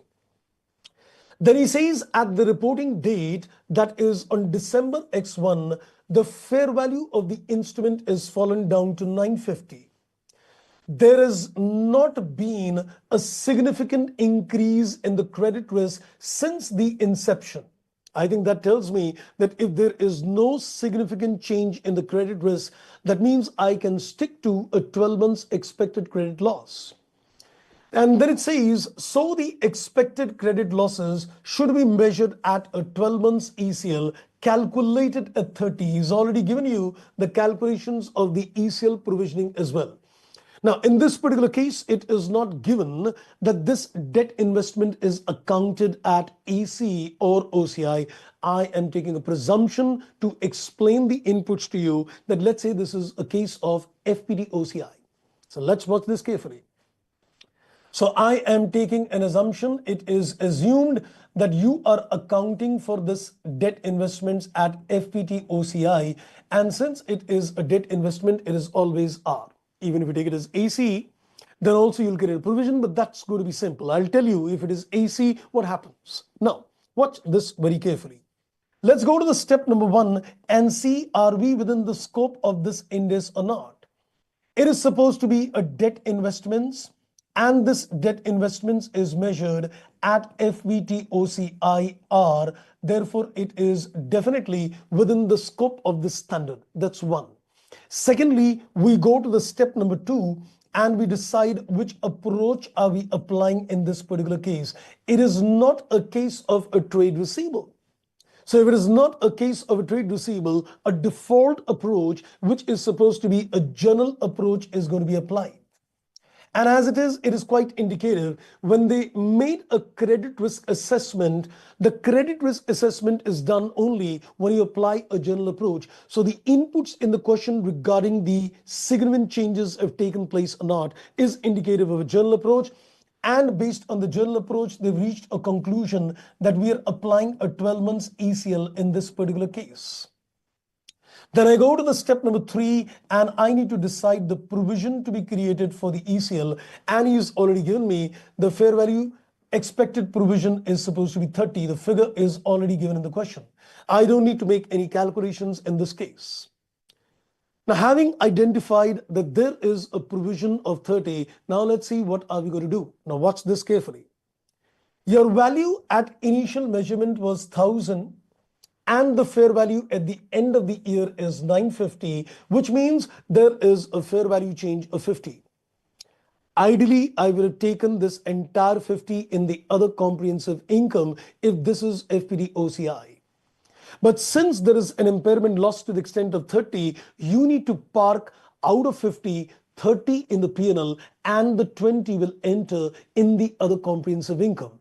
So which means that at the year end, when you capture the fair value changes, not the entire fair value changes will be captured in the OCI. To the extent the fair value decrease is attributed to the impairment that enters in the P&L. So what is going to be the entry at the end of the year? So we can say in this particular case, we will debit the profit and loss, which is to the extent of the impairment. We will debit the OCI, which is to the extent of 20. And the financial asset will be given a credit to the extent of 50. So there is a decrease to the extent of 50 in the value of the financial asset. So out of this 50, we can say the 30, which is impairment loss, is entered in the P&L, and the remaining 20 is the fair value change, which enters the OCI. This was a very simple, plain vanilla question, which is giving you the insight of how the 3-step model is applied with a journal entry as well. We'll do some more questions with you. Let's do some question where we're going to calculate the 3rd step as well with a concept of a time value of money. But I think let's do this after the break. So let's give you a 10-12 minutes break at this stage. And then I will do one more question with you on this area of impairment testing. But I hope, friends, you have got the basic structure very clear at the back of the mind, how we are going to proceed with the impairment.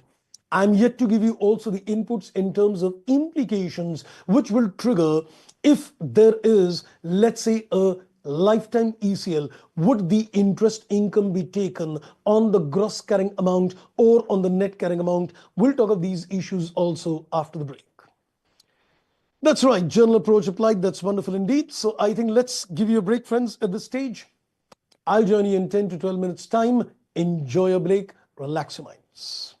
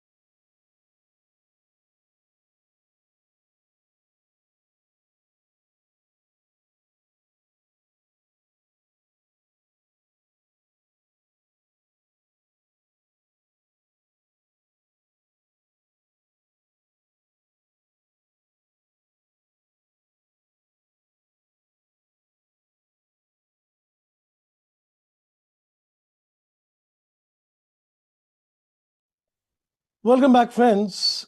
So I hope you had a relaxation of mind as well. A lot of data, of course, to be understood as well.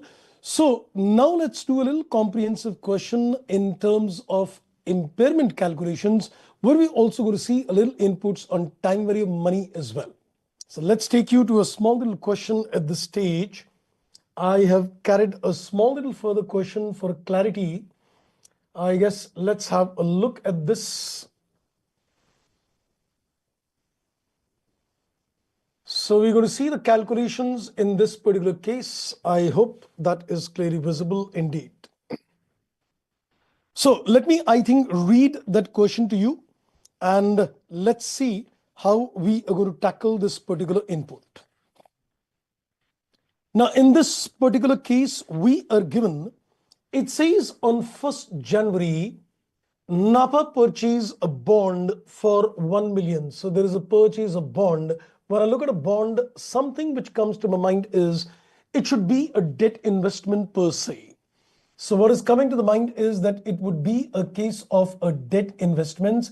Now, what it is carried at depends upon the business model. And he's very clearly said that it is measured at AC. And when it says that it is measured at amortized cost, we know equity investments would never be at AC. So if it is clearly given that it is at AC, I think it's clearly indicative that it is a debt investments. The interest of 10% is payable in arrears. Repayment is due on December X3. So the repayment is due at the end of X3, which means at the end of 3 years. And the effective interest rate is also given to us at the rate of 10%, which seems that there is no TC, the contracted and the market rate, the effective rate is same. Then he says at the end of the year, December X1, Napa received the interest to the extent of 1 lakh. And it estimated that the probability of default, POD, within the next 12 months is given, it's 0.5%. So which means that he's already made an assessment and he's decided that we're applying a 12 months ECL in this particular case. If the default occurs within the next 12 months, then Napa estimated that no further interest will be received and only 50% of the capital will be repaid on December X3. So considering a default probability over the next 12 months, he's estimated that he's not going to get any interest. He's estimated that only 50% capital will be repaid. The assets credit risk on December is low, which means that we can comfortably apply a 12 months ECL in terms of getting the POD. You're required to discuss the accounting treatment of the financial assets on 31st December X1. So I guess we're going to apply a 3-step model in terms of deciding the amount of provision to be created in the books of accounts. So let's begin the journey and let's consider first of all the inputs in terms of the step number 1.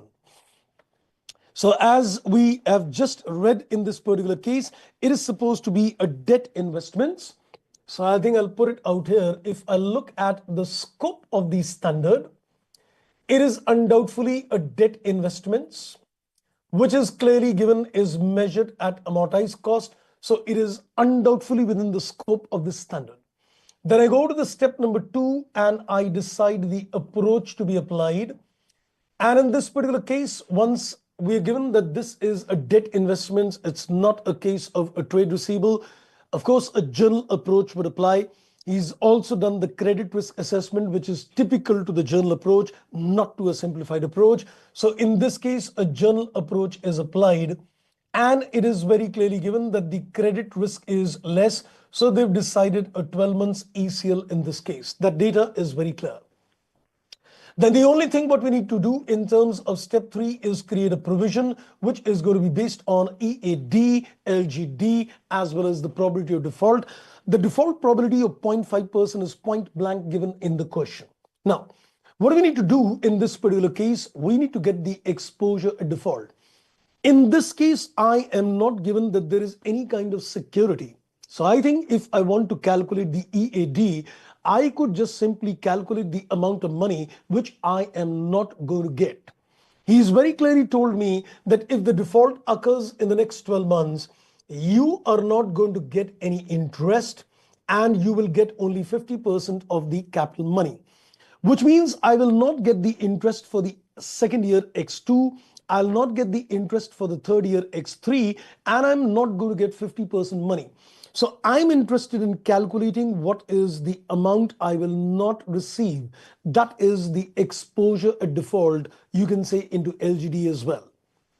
So let's do the calculations of the money we will not receive. So let's see what is the amount of money we are not going to receive. This will give us the exposure at default into the LGD indirectly. So we are sitting at the end of December X1. So we're not going to receive the interest at 1 year more. X2 would mean 1 year more. X3 would mean 2 years more. So on that 1 million, that is 10 lakh, we will not get interest for the next 2 years. Let's see the discounting, because this interest is not going to be collected over the next 2 years. So time value money becomes relevant in this case. So if I take a 10% factor for a period of 2 years, it's 1.736. And you will not receive 50% of this money. This 5 lakh is not what you're going to receive. This 5 lakh is something which you are not going to receive at the December X3. So the discounting is 0.826. So this will give me indirectly, you can say, the exposure at default into LGD. So this is 5 lakhs into 0.826, and this is 173,600. This works out at 586,600 is the EAD into LGD.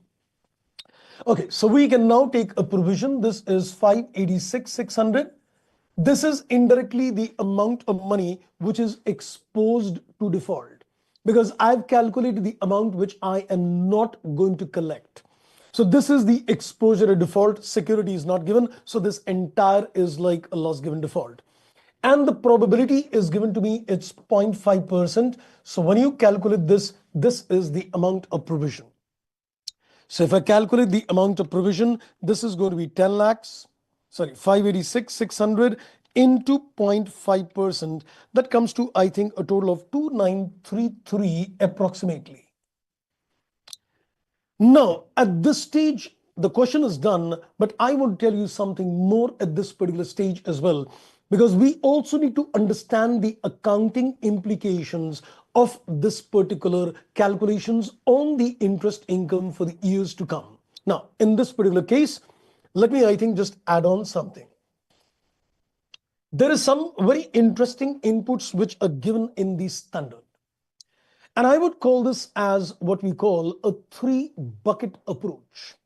Because when you're looking at the concept of creating a provisioning, we've seen the 3 steps, but there is another input which is there, which is called a 3-bucket approach. Now, what is this 3-bucket approach? Let me just, I think, explain this with a simple diagrammatic view. So let's see what is the concept of the 3-bucket approach. So let me just create a 3 buckets. You'll see a similar diagram which is given in the study material as well. So I'm just creating a small little input. This is like a stage 1. This is like a stage 2. And this is like a stage 3. So this is what I call it as a 3-bucket approach. Of course, it's not technically called as a 3-bucket approach, but for the sake of understanding, I always call it as a 3-bucket approach. But it's like 3 stages. Now, what is this 3 stage? The stage number 1, when you say the credit risk in this particular case is, let's say, low.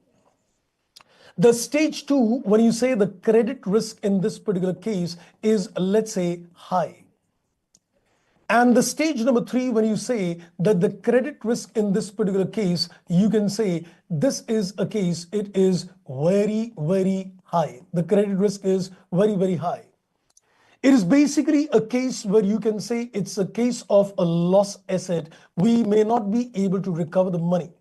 This is like a loss case of an situation.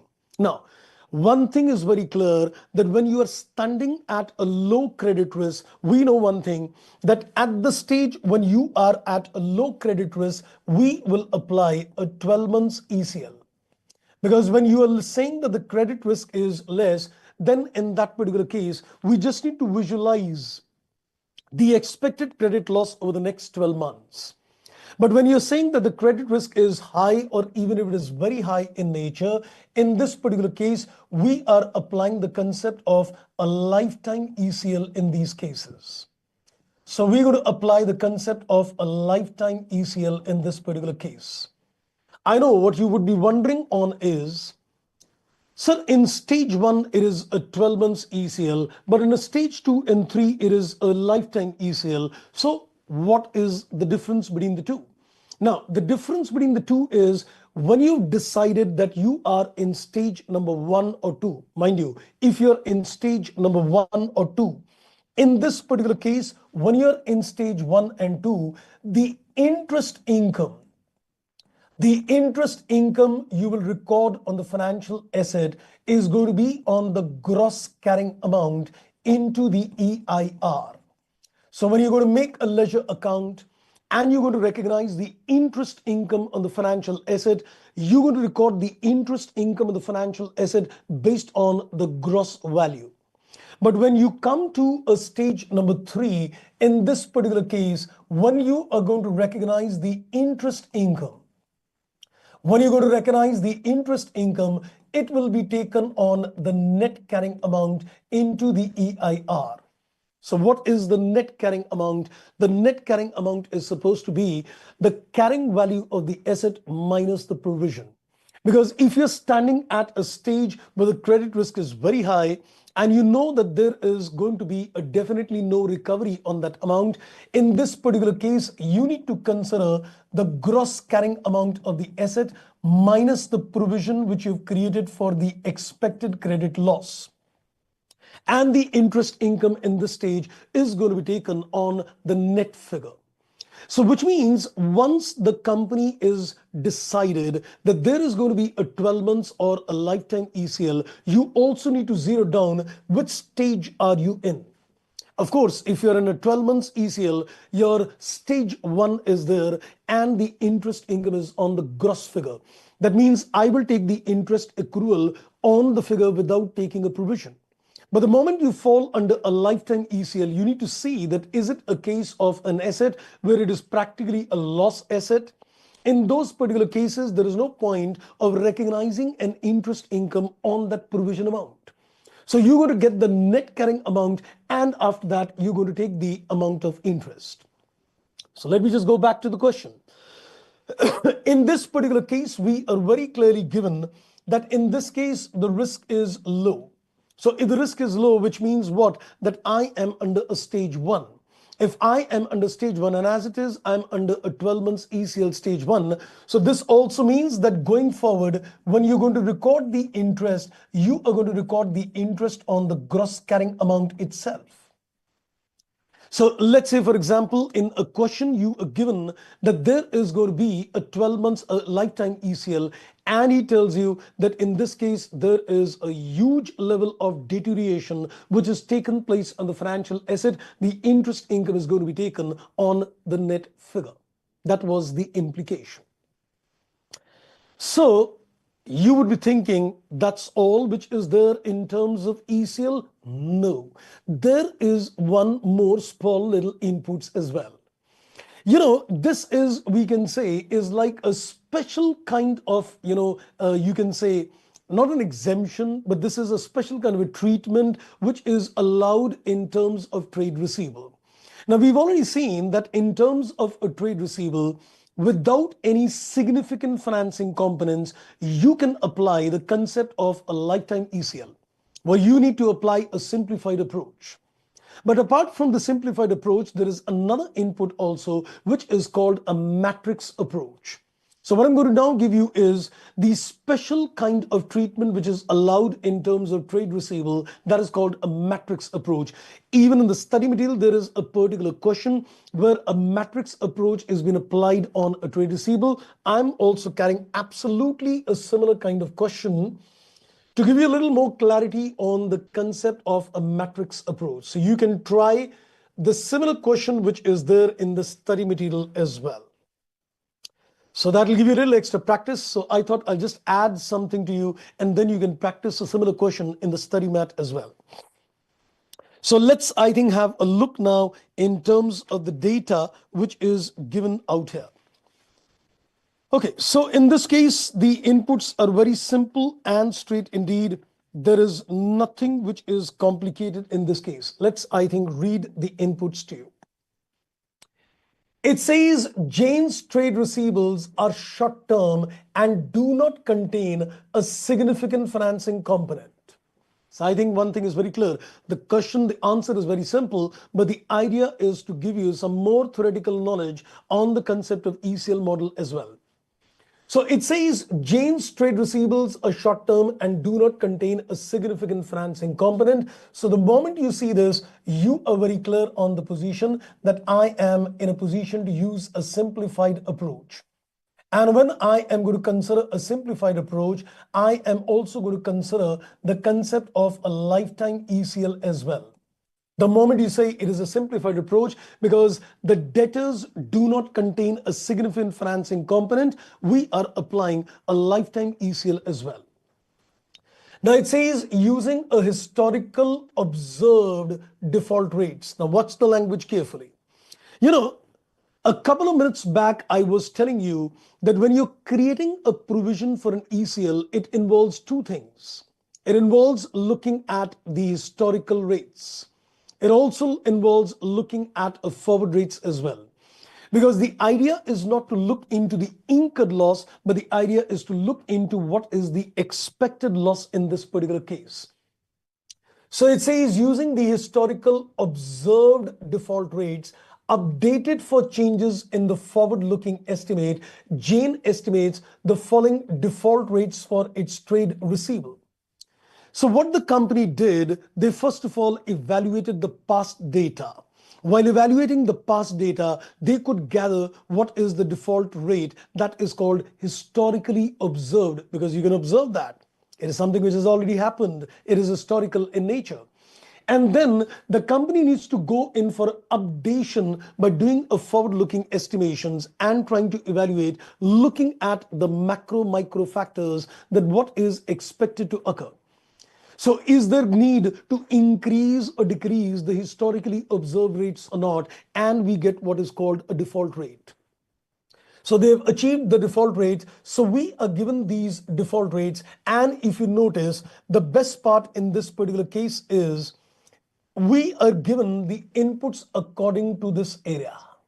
So we are given the inputs according to this particular time scale. Now, what is this time scale? You can say this is what is called aging analysis. This is what we do in terms of debtors, that is aging analysis. And this aging analysis is what is called a matrix approach. So in this particular case, the standard allows us to use the concept of an aging analysis and apply a matrix approach as well. Consider the age bracket, consider the aging analysis, and see that for debtors which are not yet overdue, this is the default. For 30 days, for 31 to 60 or 61 plus, what is the default rates which is going to happen? Now, of course, in a practical life situation, getting these default rates is the main thing. Because right now, I don't need to do anything much. I know I'll get my absolute figures of debtors on a matrix approach on an aging analysis and simply multiply with these default rates. So we're already given the gross carrying amounts, and this is also given as per the same aging analysis. There is a loss allowance which is brought forward from the previous year, that is 0.2 million in respect of trade receivable. So the company has already created a provisions in the books of accounts. So in this particular case, we need to discuss the accounting treatment for the allowance in the financial statements for the year ended 31st May X3. Now what I need to do in this particular case, I know that this is the bracket as per aging into 0.5%. This will be multiplied by 1.5%. This will be multiplied by 6.1%, and this will be multiplied by 16.5%, and we will be able to get the provision. But this is the total provision. and we already have a certain provisions in the books of accounts as well. If I were to calculate this amount, I think this is coming to a total of 0.38 million. If I were to calculate, this is coming to 0.38 million. So what we have done is basically a matrix approach, getting the aging analysis and getting the percentages of default rates according to the aging analysis. We know that this is the debtors as per the aging, a matrix. And this is the default rates, which is based on historical data and updated in accordance with the forward-looking approach. And we get 0.38. There is already a provision in the books at 0.2 million. This is the opening provision. So what is the increase in provision? That's going to be 0.18 million. So the company is going to make a provision for allowance in this particular case to the extent of 0.18 million. So far, so good. I think I've tried to map up the concept with you on the impairment. So moral of the story. So what we're looking in terms of impairment is the three-step model, where you need to see the scope, that is one. You need to see that in this particular case, the approach, and then you need to create a provision. Now, when you go to create a provisions, we also need to consider time value money, as we just saw in one of the questions. And I give you a special feature that if you've got a simplified approach in terms of a trade receivable, the standard also allows us to use a matrix approach in terms of trade receivable, organizing the data in terms of aging analysis and multiplying it with the default rates and get the provisions. This is the matrix approach. That takes care of my next special agenda with you. So now we're going to go to the last area of discussion, and that is in terms of embedded derivatives with you. So I've already given you the inputs in terms of what is a hybrid kind of instruments. And I said that when the instrument contains a non-derivative as well as a derivative, it becomes a case where you can say it's a hybrid contract. But we were only left with the issue of considering how the accounting of these hybrid contracts will be done. So what I'm going to do, I am now going to take a question from the study material where I will explain the technique of how do you account for a derivative which is embedded in the instrument. Let's take you to a question. This is in the study material. And in the study material, we are given a small little interesting illustration. And this illustration is pertaining to one of the illustrations which is given in the end. Let me just, I think, take it further. Just give me a second. Yes. This is the illustration number 4 in the study material. There is a unit which is giving you the inputs. As far as embedded derivative is concerned, a lot of illustrations are given in the study material. So this illustration I picked up from the unit, which is devoted to just illustrations on financial instruments. So now let's have a look at this. This is a very interesting illustration indeed. Watch this carefully, because this is going to be a little complicated affair, but we will get the hang. So get ready for some complicated discussions at this stage. Let me first read the illustration 4 to you. It says entity A has got rupee as a functional currency. So very clearly given that the functional currency is INR. It enters into a USD 10 lakh sale contract on 1st January with entity B, which has also got rupee as the functional currency. So both the entities have got a functional currency which is supposed to be Indian rupee. And this is to sell the equipment on 30th June X1. Now watch this carefully, because as I give you the inputs in terms of this contract, we need to very carefully analyze this particular sale contract. So let me, I think, begin the journey. I would first of all tell you that when you read a question, get your focus very clear, that what is the deal? And in this particular case, as I read the first sentence, I am clearly getting the picture that this company A is entering into a contract to sell an equipment, and which is in terms of dollars. The functional currency of the company is Indian rupee, but it is entering into the contract to sell in dollars. So let me just put down something. I'm just going to note down the transaction, what is the transaction? We'll just note down the transaction, and the transaction is sale of equipment. Let's call it as PPE, sale of equipment in dollars. Now, the problem in this particular case is, in this particular contract, can I say the amount which he is going to get on the sale is going to fluctuate because of the foreign currency factor. Because his functional currency is in terms of Indian rupee, he will get some amount of dollars which is already predetermined, but due to the fluctuations in the exchange rate, the amount of receipts is going to vary. So which means that there is something in the contract which will lead to variations in terms of cash flow. Mind the words carefully. I'm saying that there is something in the contract which is going to, fluctuate the amount of cash flows in this particular transaction. And what is that something? It is the foreign currency dollar. So we'll just keep that in mind. We'll come back. Let's, I think, read the question further. So we are given a spot rate on the 1st of January. We're given the spot rate on 31st March.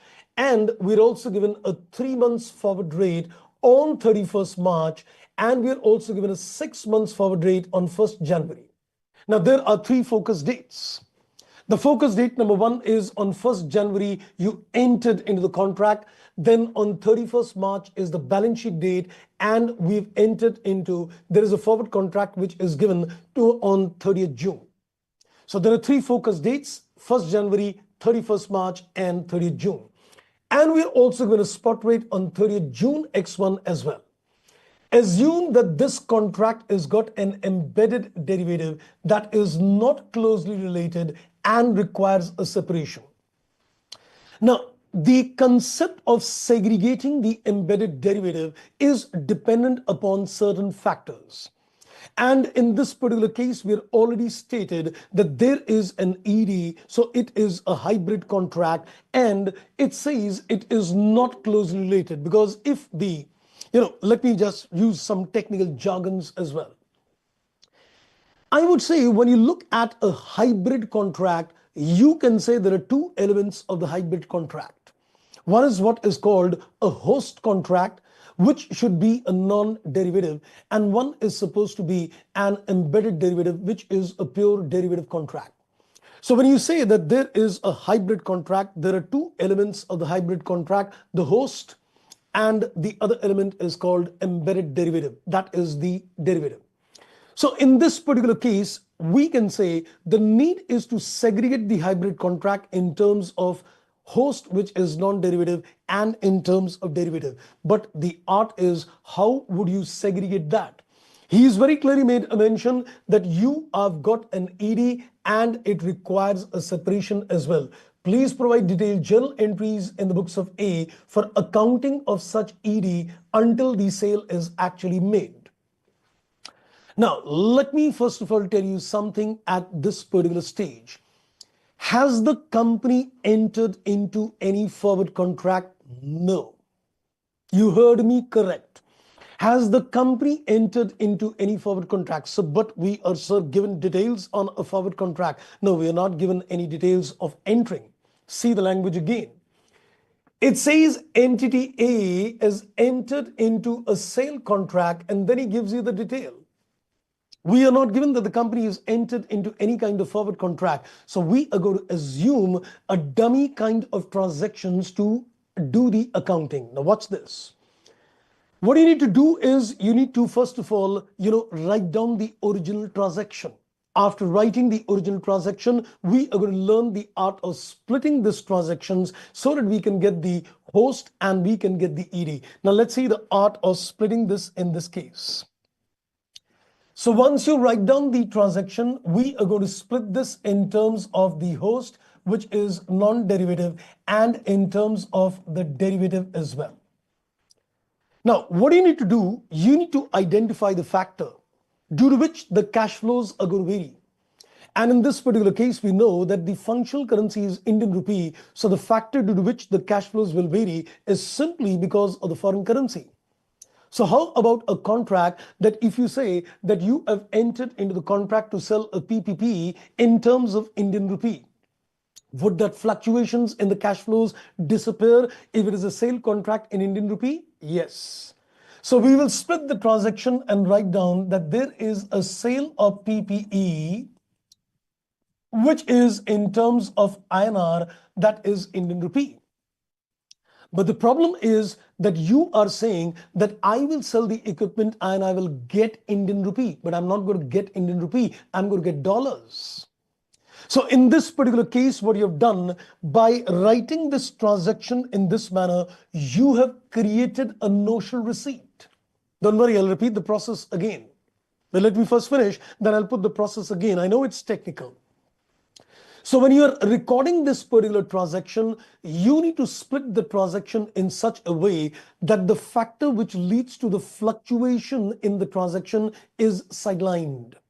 Since we can say it's a sale of a PPE in a dollar terms, the dollar is going to lead to fluctuations in the cash flow because the change in the exchange rate will lead to fluctuation. So let's throw the dollar out and let's assume that there is a sale of a PPE in INR. But I'm not going to get INR. I've entered the deal in terms of getting dollar. So this getting INR is what it is, something which we can say is a notional receipt. This is something we can say that you've created a notional receipt. And in order to offset this notional receipt, you should get a notional payment as well. Because when you're saying that I'm going to sell the equipment and get Indian rupee, which you're not going to get, it's a notional receipt in INR. So you need to cancel this by recording something which is a notional payment. So create a transaction where you can show a notional payment in terms of, you can say, Indian rupee. So how do you get a notional payment in terms of Indian rupee? It's only if you are going to enter into the contract to buy dollars. So if you say that you got to buy dollars, you can say you'll pay INR and you're going to get dollars. So you can take a notional transaction that you enter into a forward contract, and in terms of forward contract, you will buy dollars and therefore you will pay Indian rupees as well. Sir, once again, can you put the inputs once again in this particular case? Yes, let's put it again. When you see a hybrid contract, so what is a hybrid contract? Well, I would say a hybrid contract is one which contains an element which will lead to fluctuations in the contract. So I'm not getting into deep in terms of how do you identify hybrid contracts, but I'm just telling you a very basic litmus test that when you're looking at a contract where there is some element which will lead to fluctuations, any kind of foreign currency contracts, when your functional currency is, let's say, INR, and you're entering into a sale contract or you're entering into a purchase contract in terms of foreign currency, that would lead to fluctuations, because the moment your exchange rates will fluctuate, it will lead to variations in terms of inflow or in terms of outflow. So the best art of recording, I'm teaching you the art of accounting for ED. The best way of doing the accounting is you first of all note down the original transaction. Just write down the transaction and write it down on the piece of paper. That's the best art. So we know that there is a sale of a PPE in terms of dollars. Then sit down and understand that which is the factor which is going to lead to fluctuations in the cash flow. The foreign currency, the dollar. So which means try to visualize that how I would be able to convert this transaction so that the fluctuations don't happen.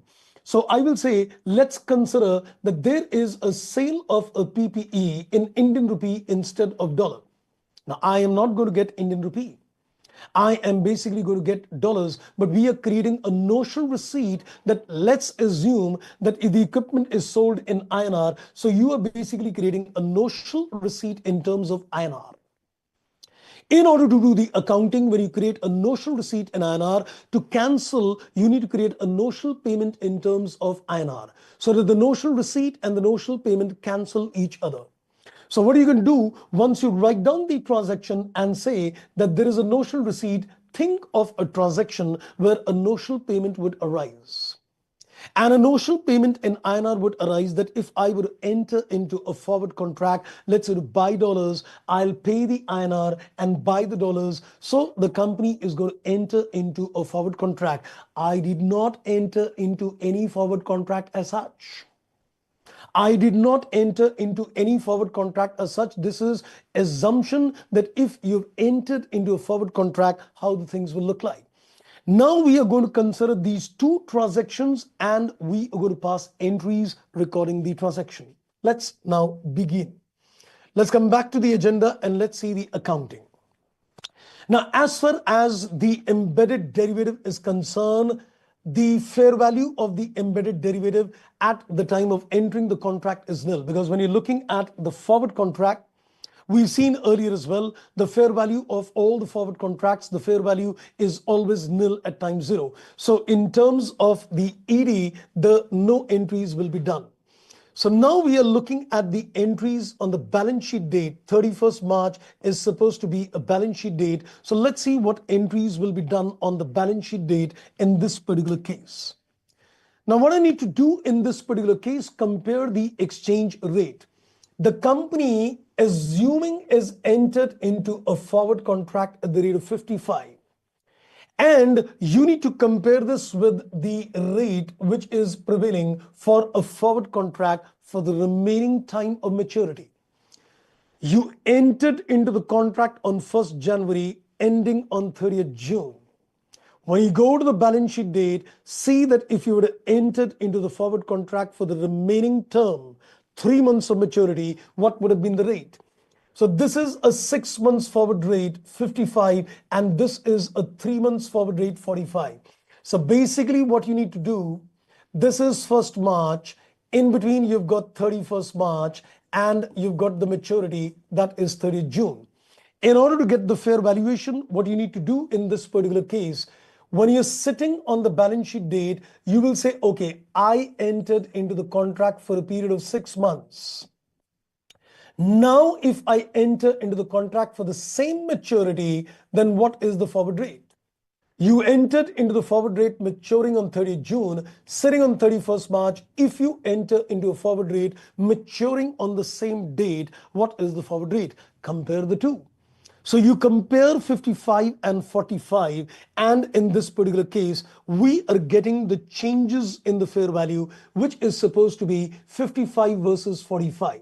Now, get this clear. The difference 55 and 45 is supposed to be a loss of 10, and the contract is supposed to be for $10 lakh. So this is going to be a loss.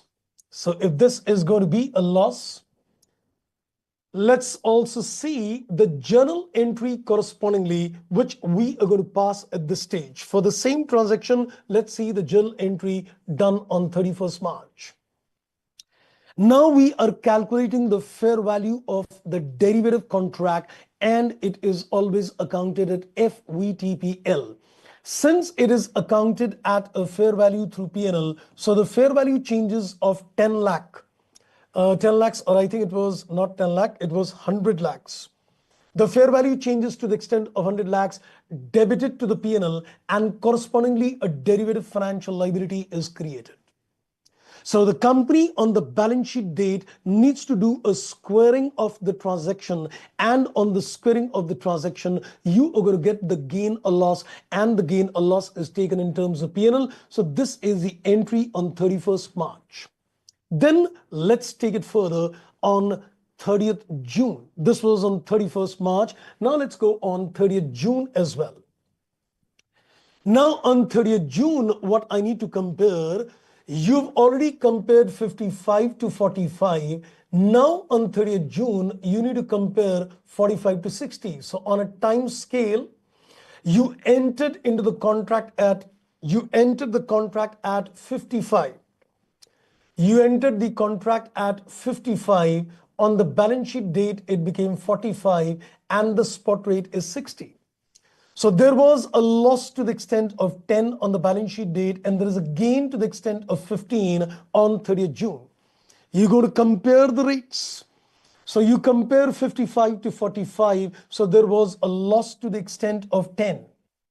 And when you compare this, there is a gain to the extent of 15. Now, again means that I need to recognize a financial asset. But what I'm going to do at this stage, the derivative financial liability will be removed and then the further gain will be taken as an asset. So to the extent of 10, the derivative liability will be removed, and to the extent of 5, a derivative financial asset will be taken. So let's see the entries in this case. So this is the comparison of 60 and 45. So there is a gain of 15 into a total of $10 lakh. That's 150 lakhs of gain. So what we have done in this particular case, again, taken the fair value changes in the P&L.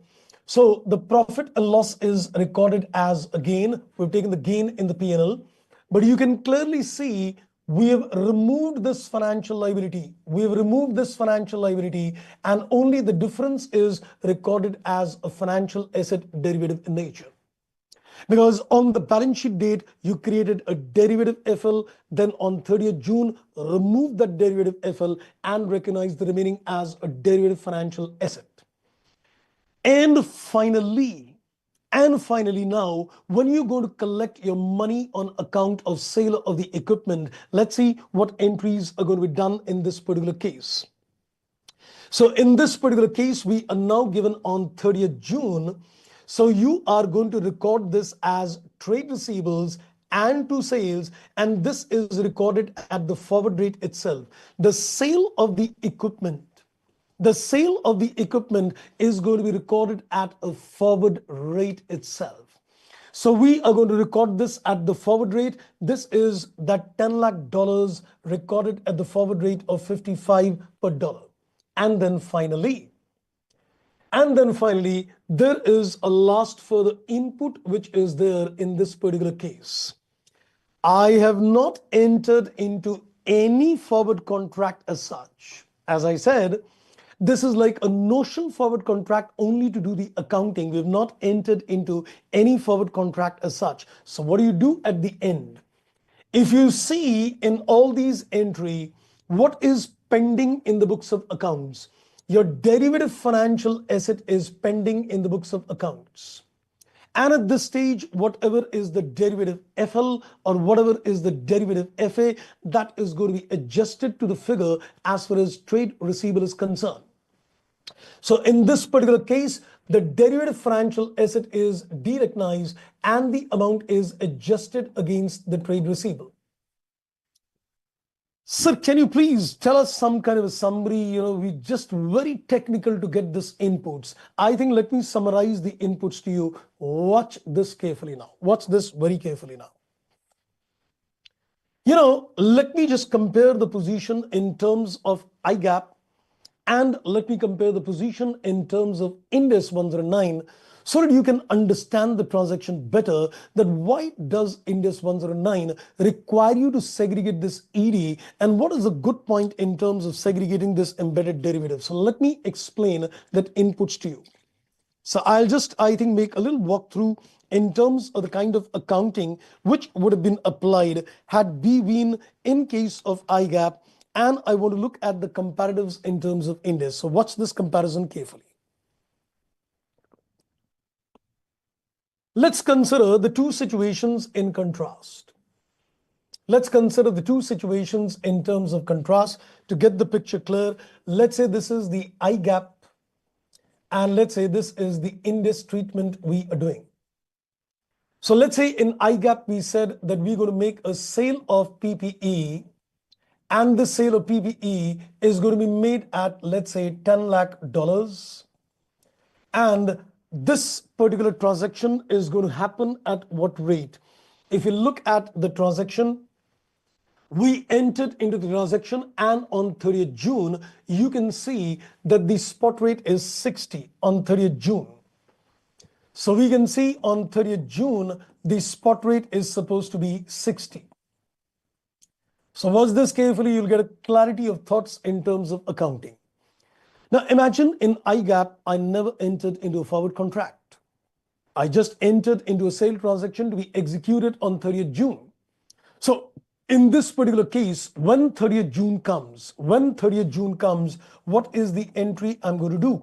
I'll put an entry, trade receivables gets a debit and the sales gets a credit. And I will say, let me record this $10 lakh at the rate of 60, and we'll end up recording 600 lakhs as a trade receivable and a sale. Simple and straight accounting. I'm now going to give you the essence.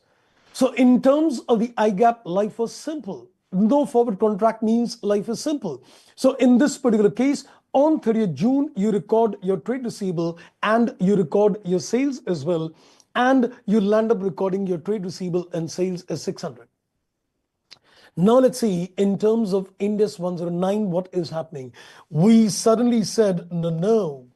We said if there is a sale of a property, plant, equipment, which is at the rate of $10 lakh, and in this particular case, we said you are going to transact on 30th June.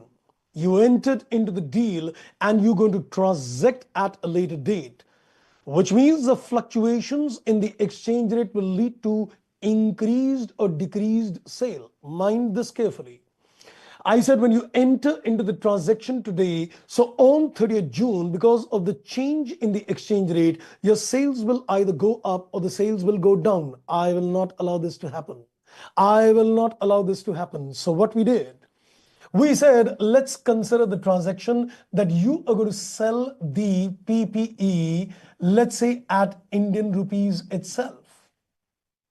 We decided to split because I don't want these sales to be inflated. I don't want the sales to be deflated. I said I don't want the sales to be inflated, deflated because of the change in the exchange rates, which will happen over a period of 6 months. So I said, let me consider that there is a sale and let me consider a notional forward contract. I have not entered into any forward contract as such, but we're assuming a notional forward contract where you are going to buy dollars and you are going to pay INR. The accounting was decided as a split just for the matter of convenience.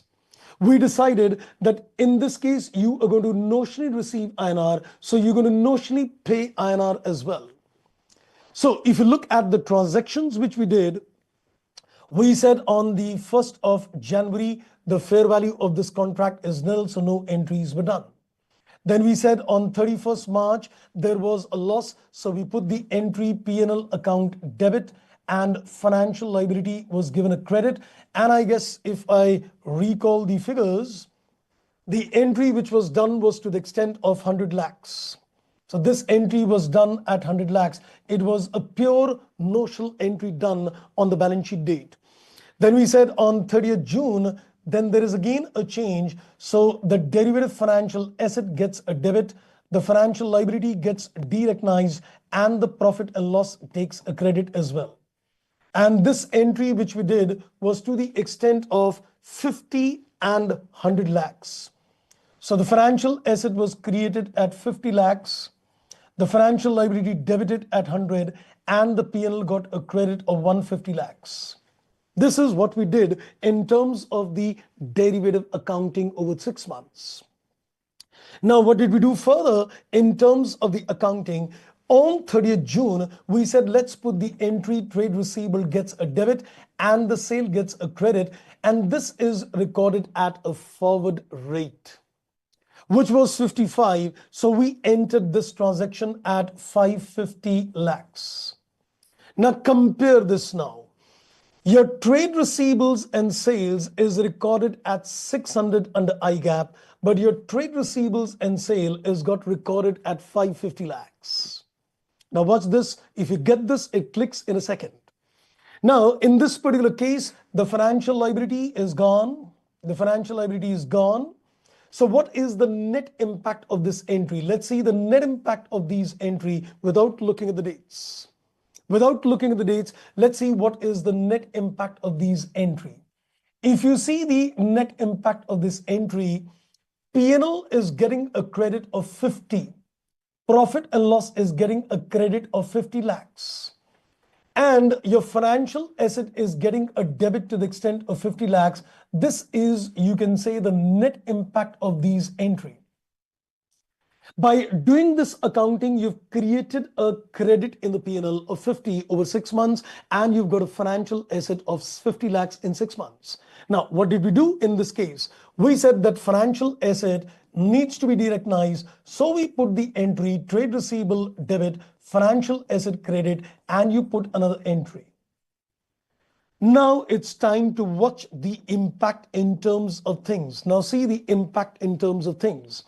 Your trade receivables is recorded at 550 plus another 50, which is equal to 600. At the end of the day, your trade receivable has to be 600.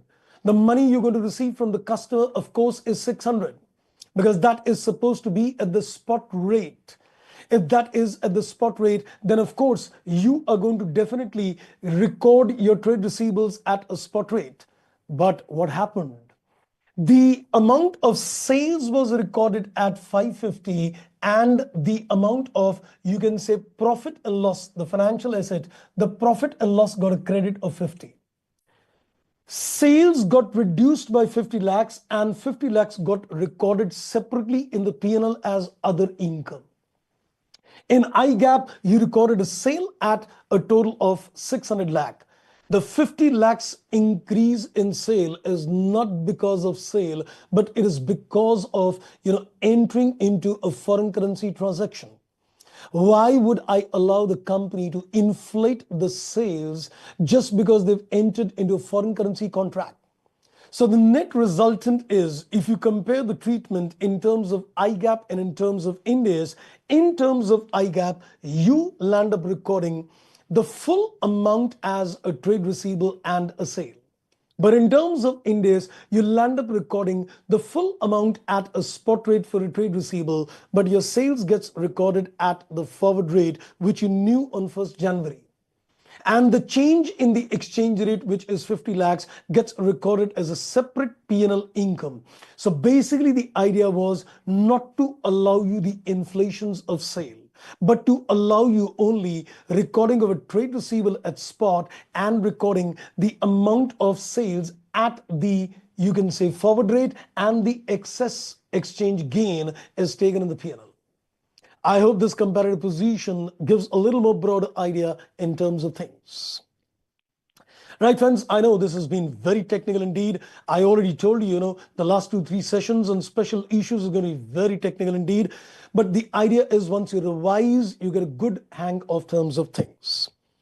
Okay, now I've got some time, which I said, I am going to give you a special gift as the year ends, and I said, I will give it to you at the end of the class today. So I am now going to give you a gift, digital gift, in terms of the concept of OCI and SOKI. A quick recap, based on learnings on financial instruments and based on the learnings what you've done in terms of other standard.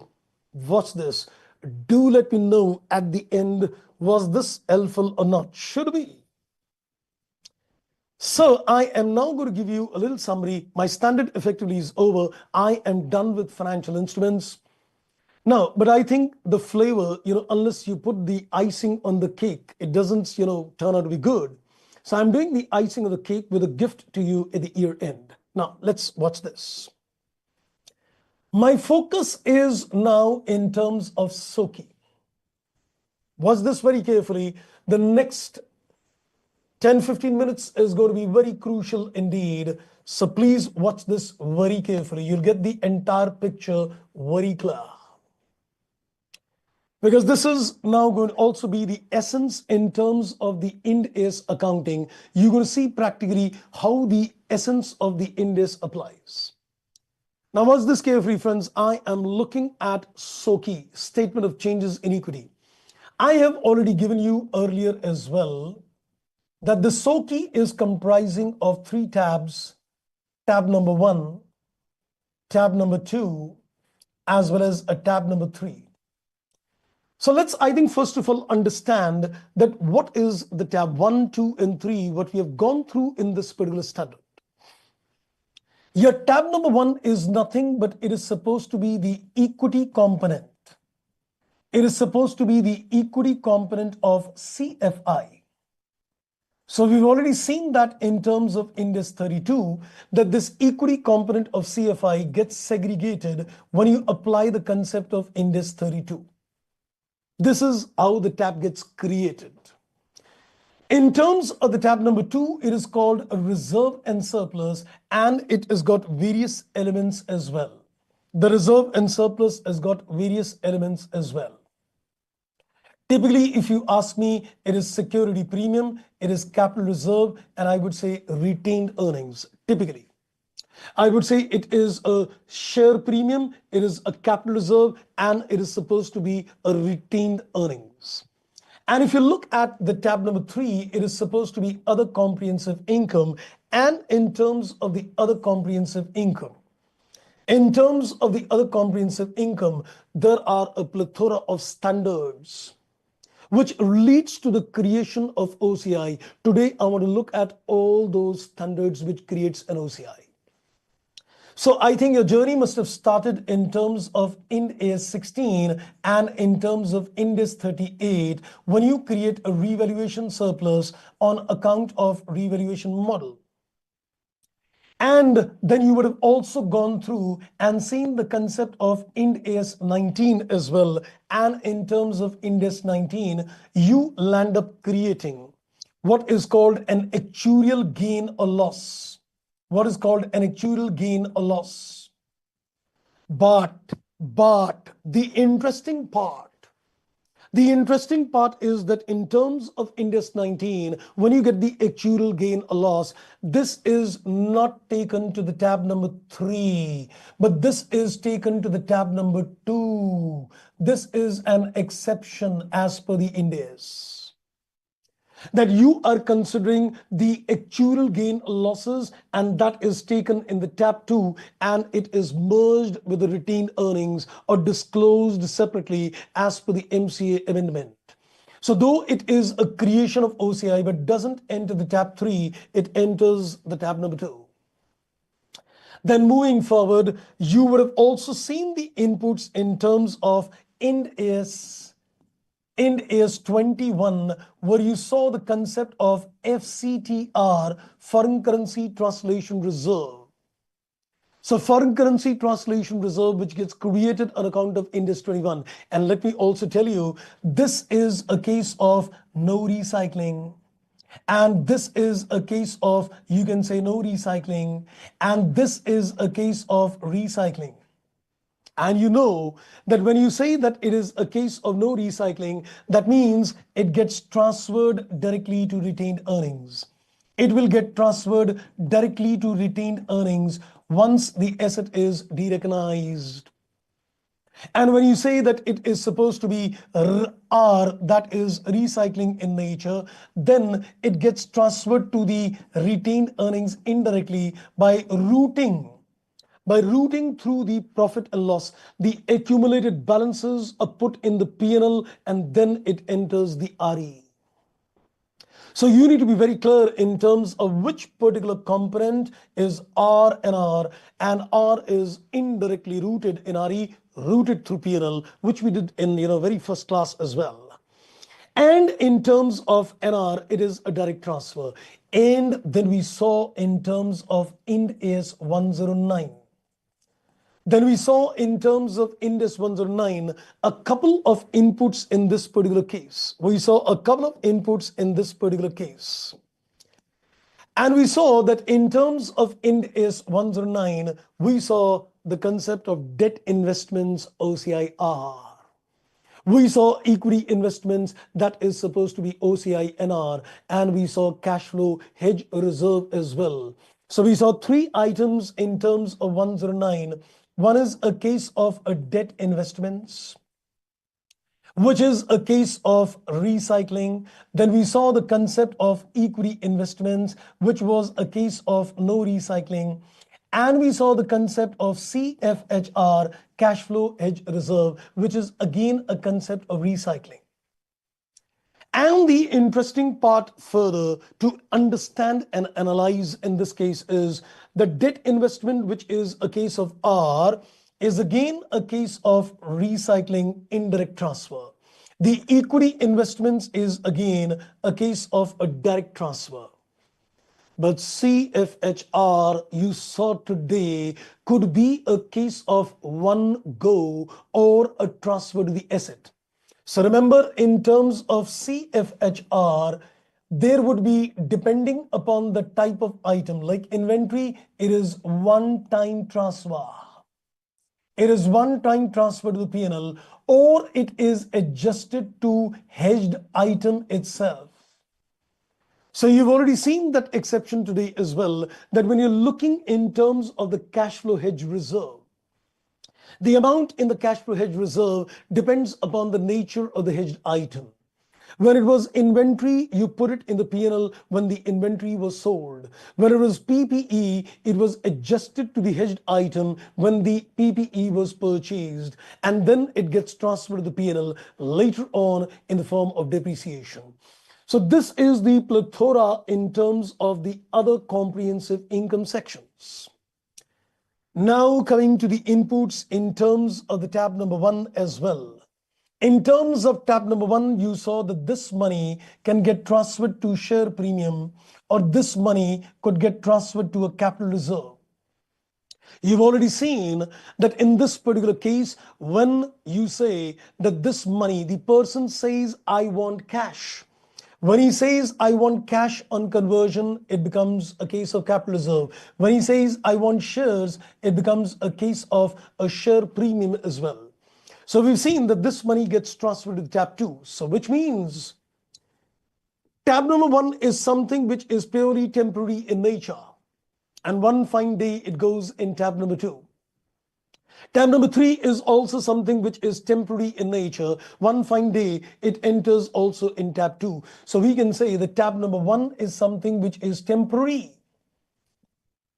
This is one fine day going to enter in the tab 2. The tab number 3 is also something which is temporary, and one fine day it is also going to enter into the tab number 2. But the tab number 2 is something which is permanent in nature.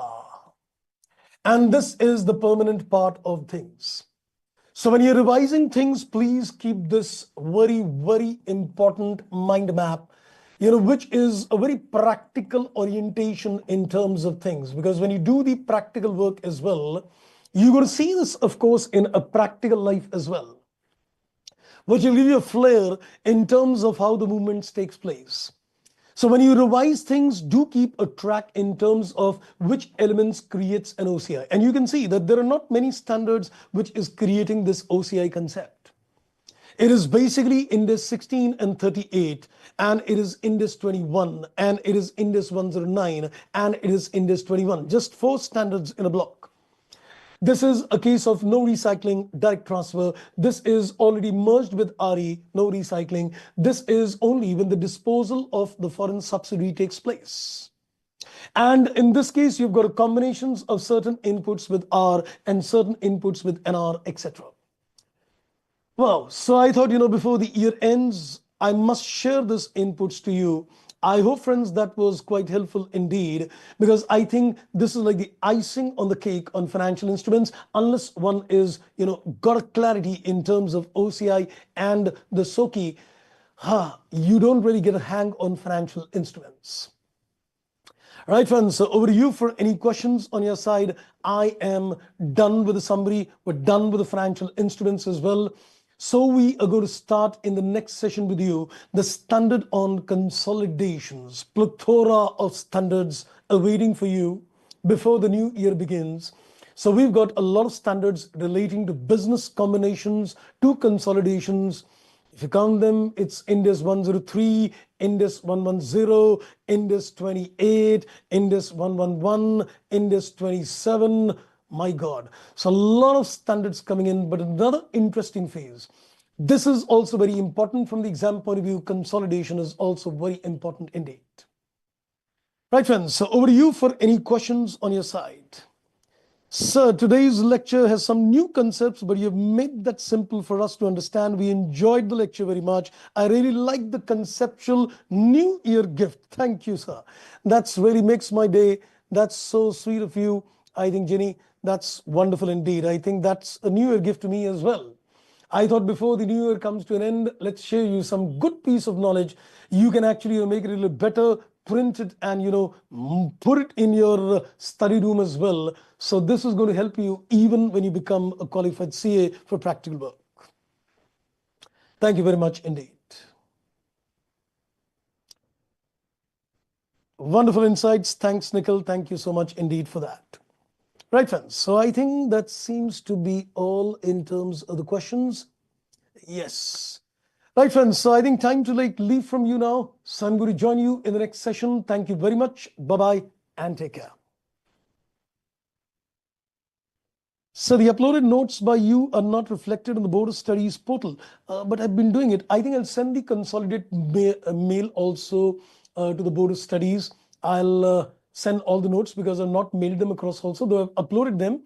But what I'll do now, since financial instrument is over, I'll put all the 10 class notes put together, mail it to the Board of Studies also, so that you can get in things with that.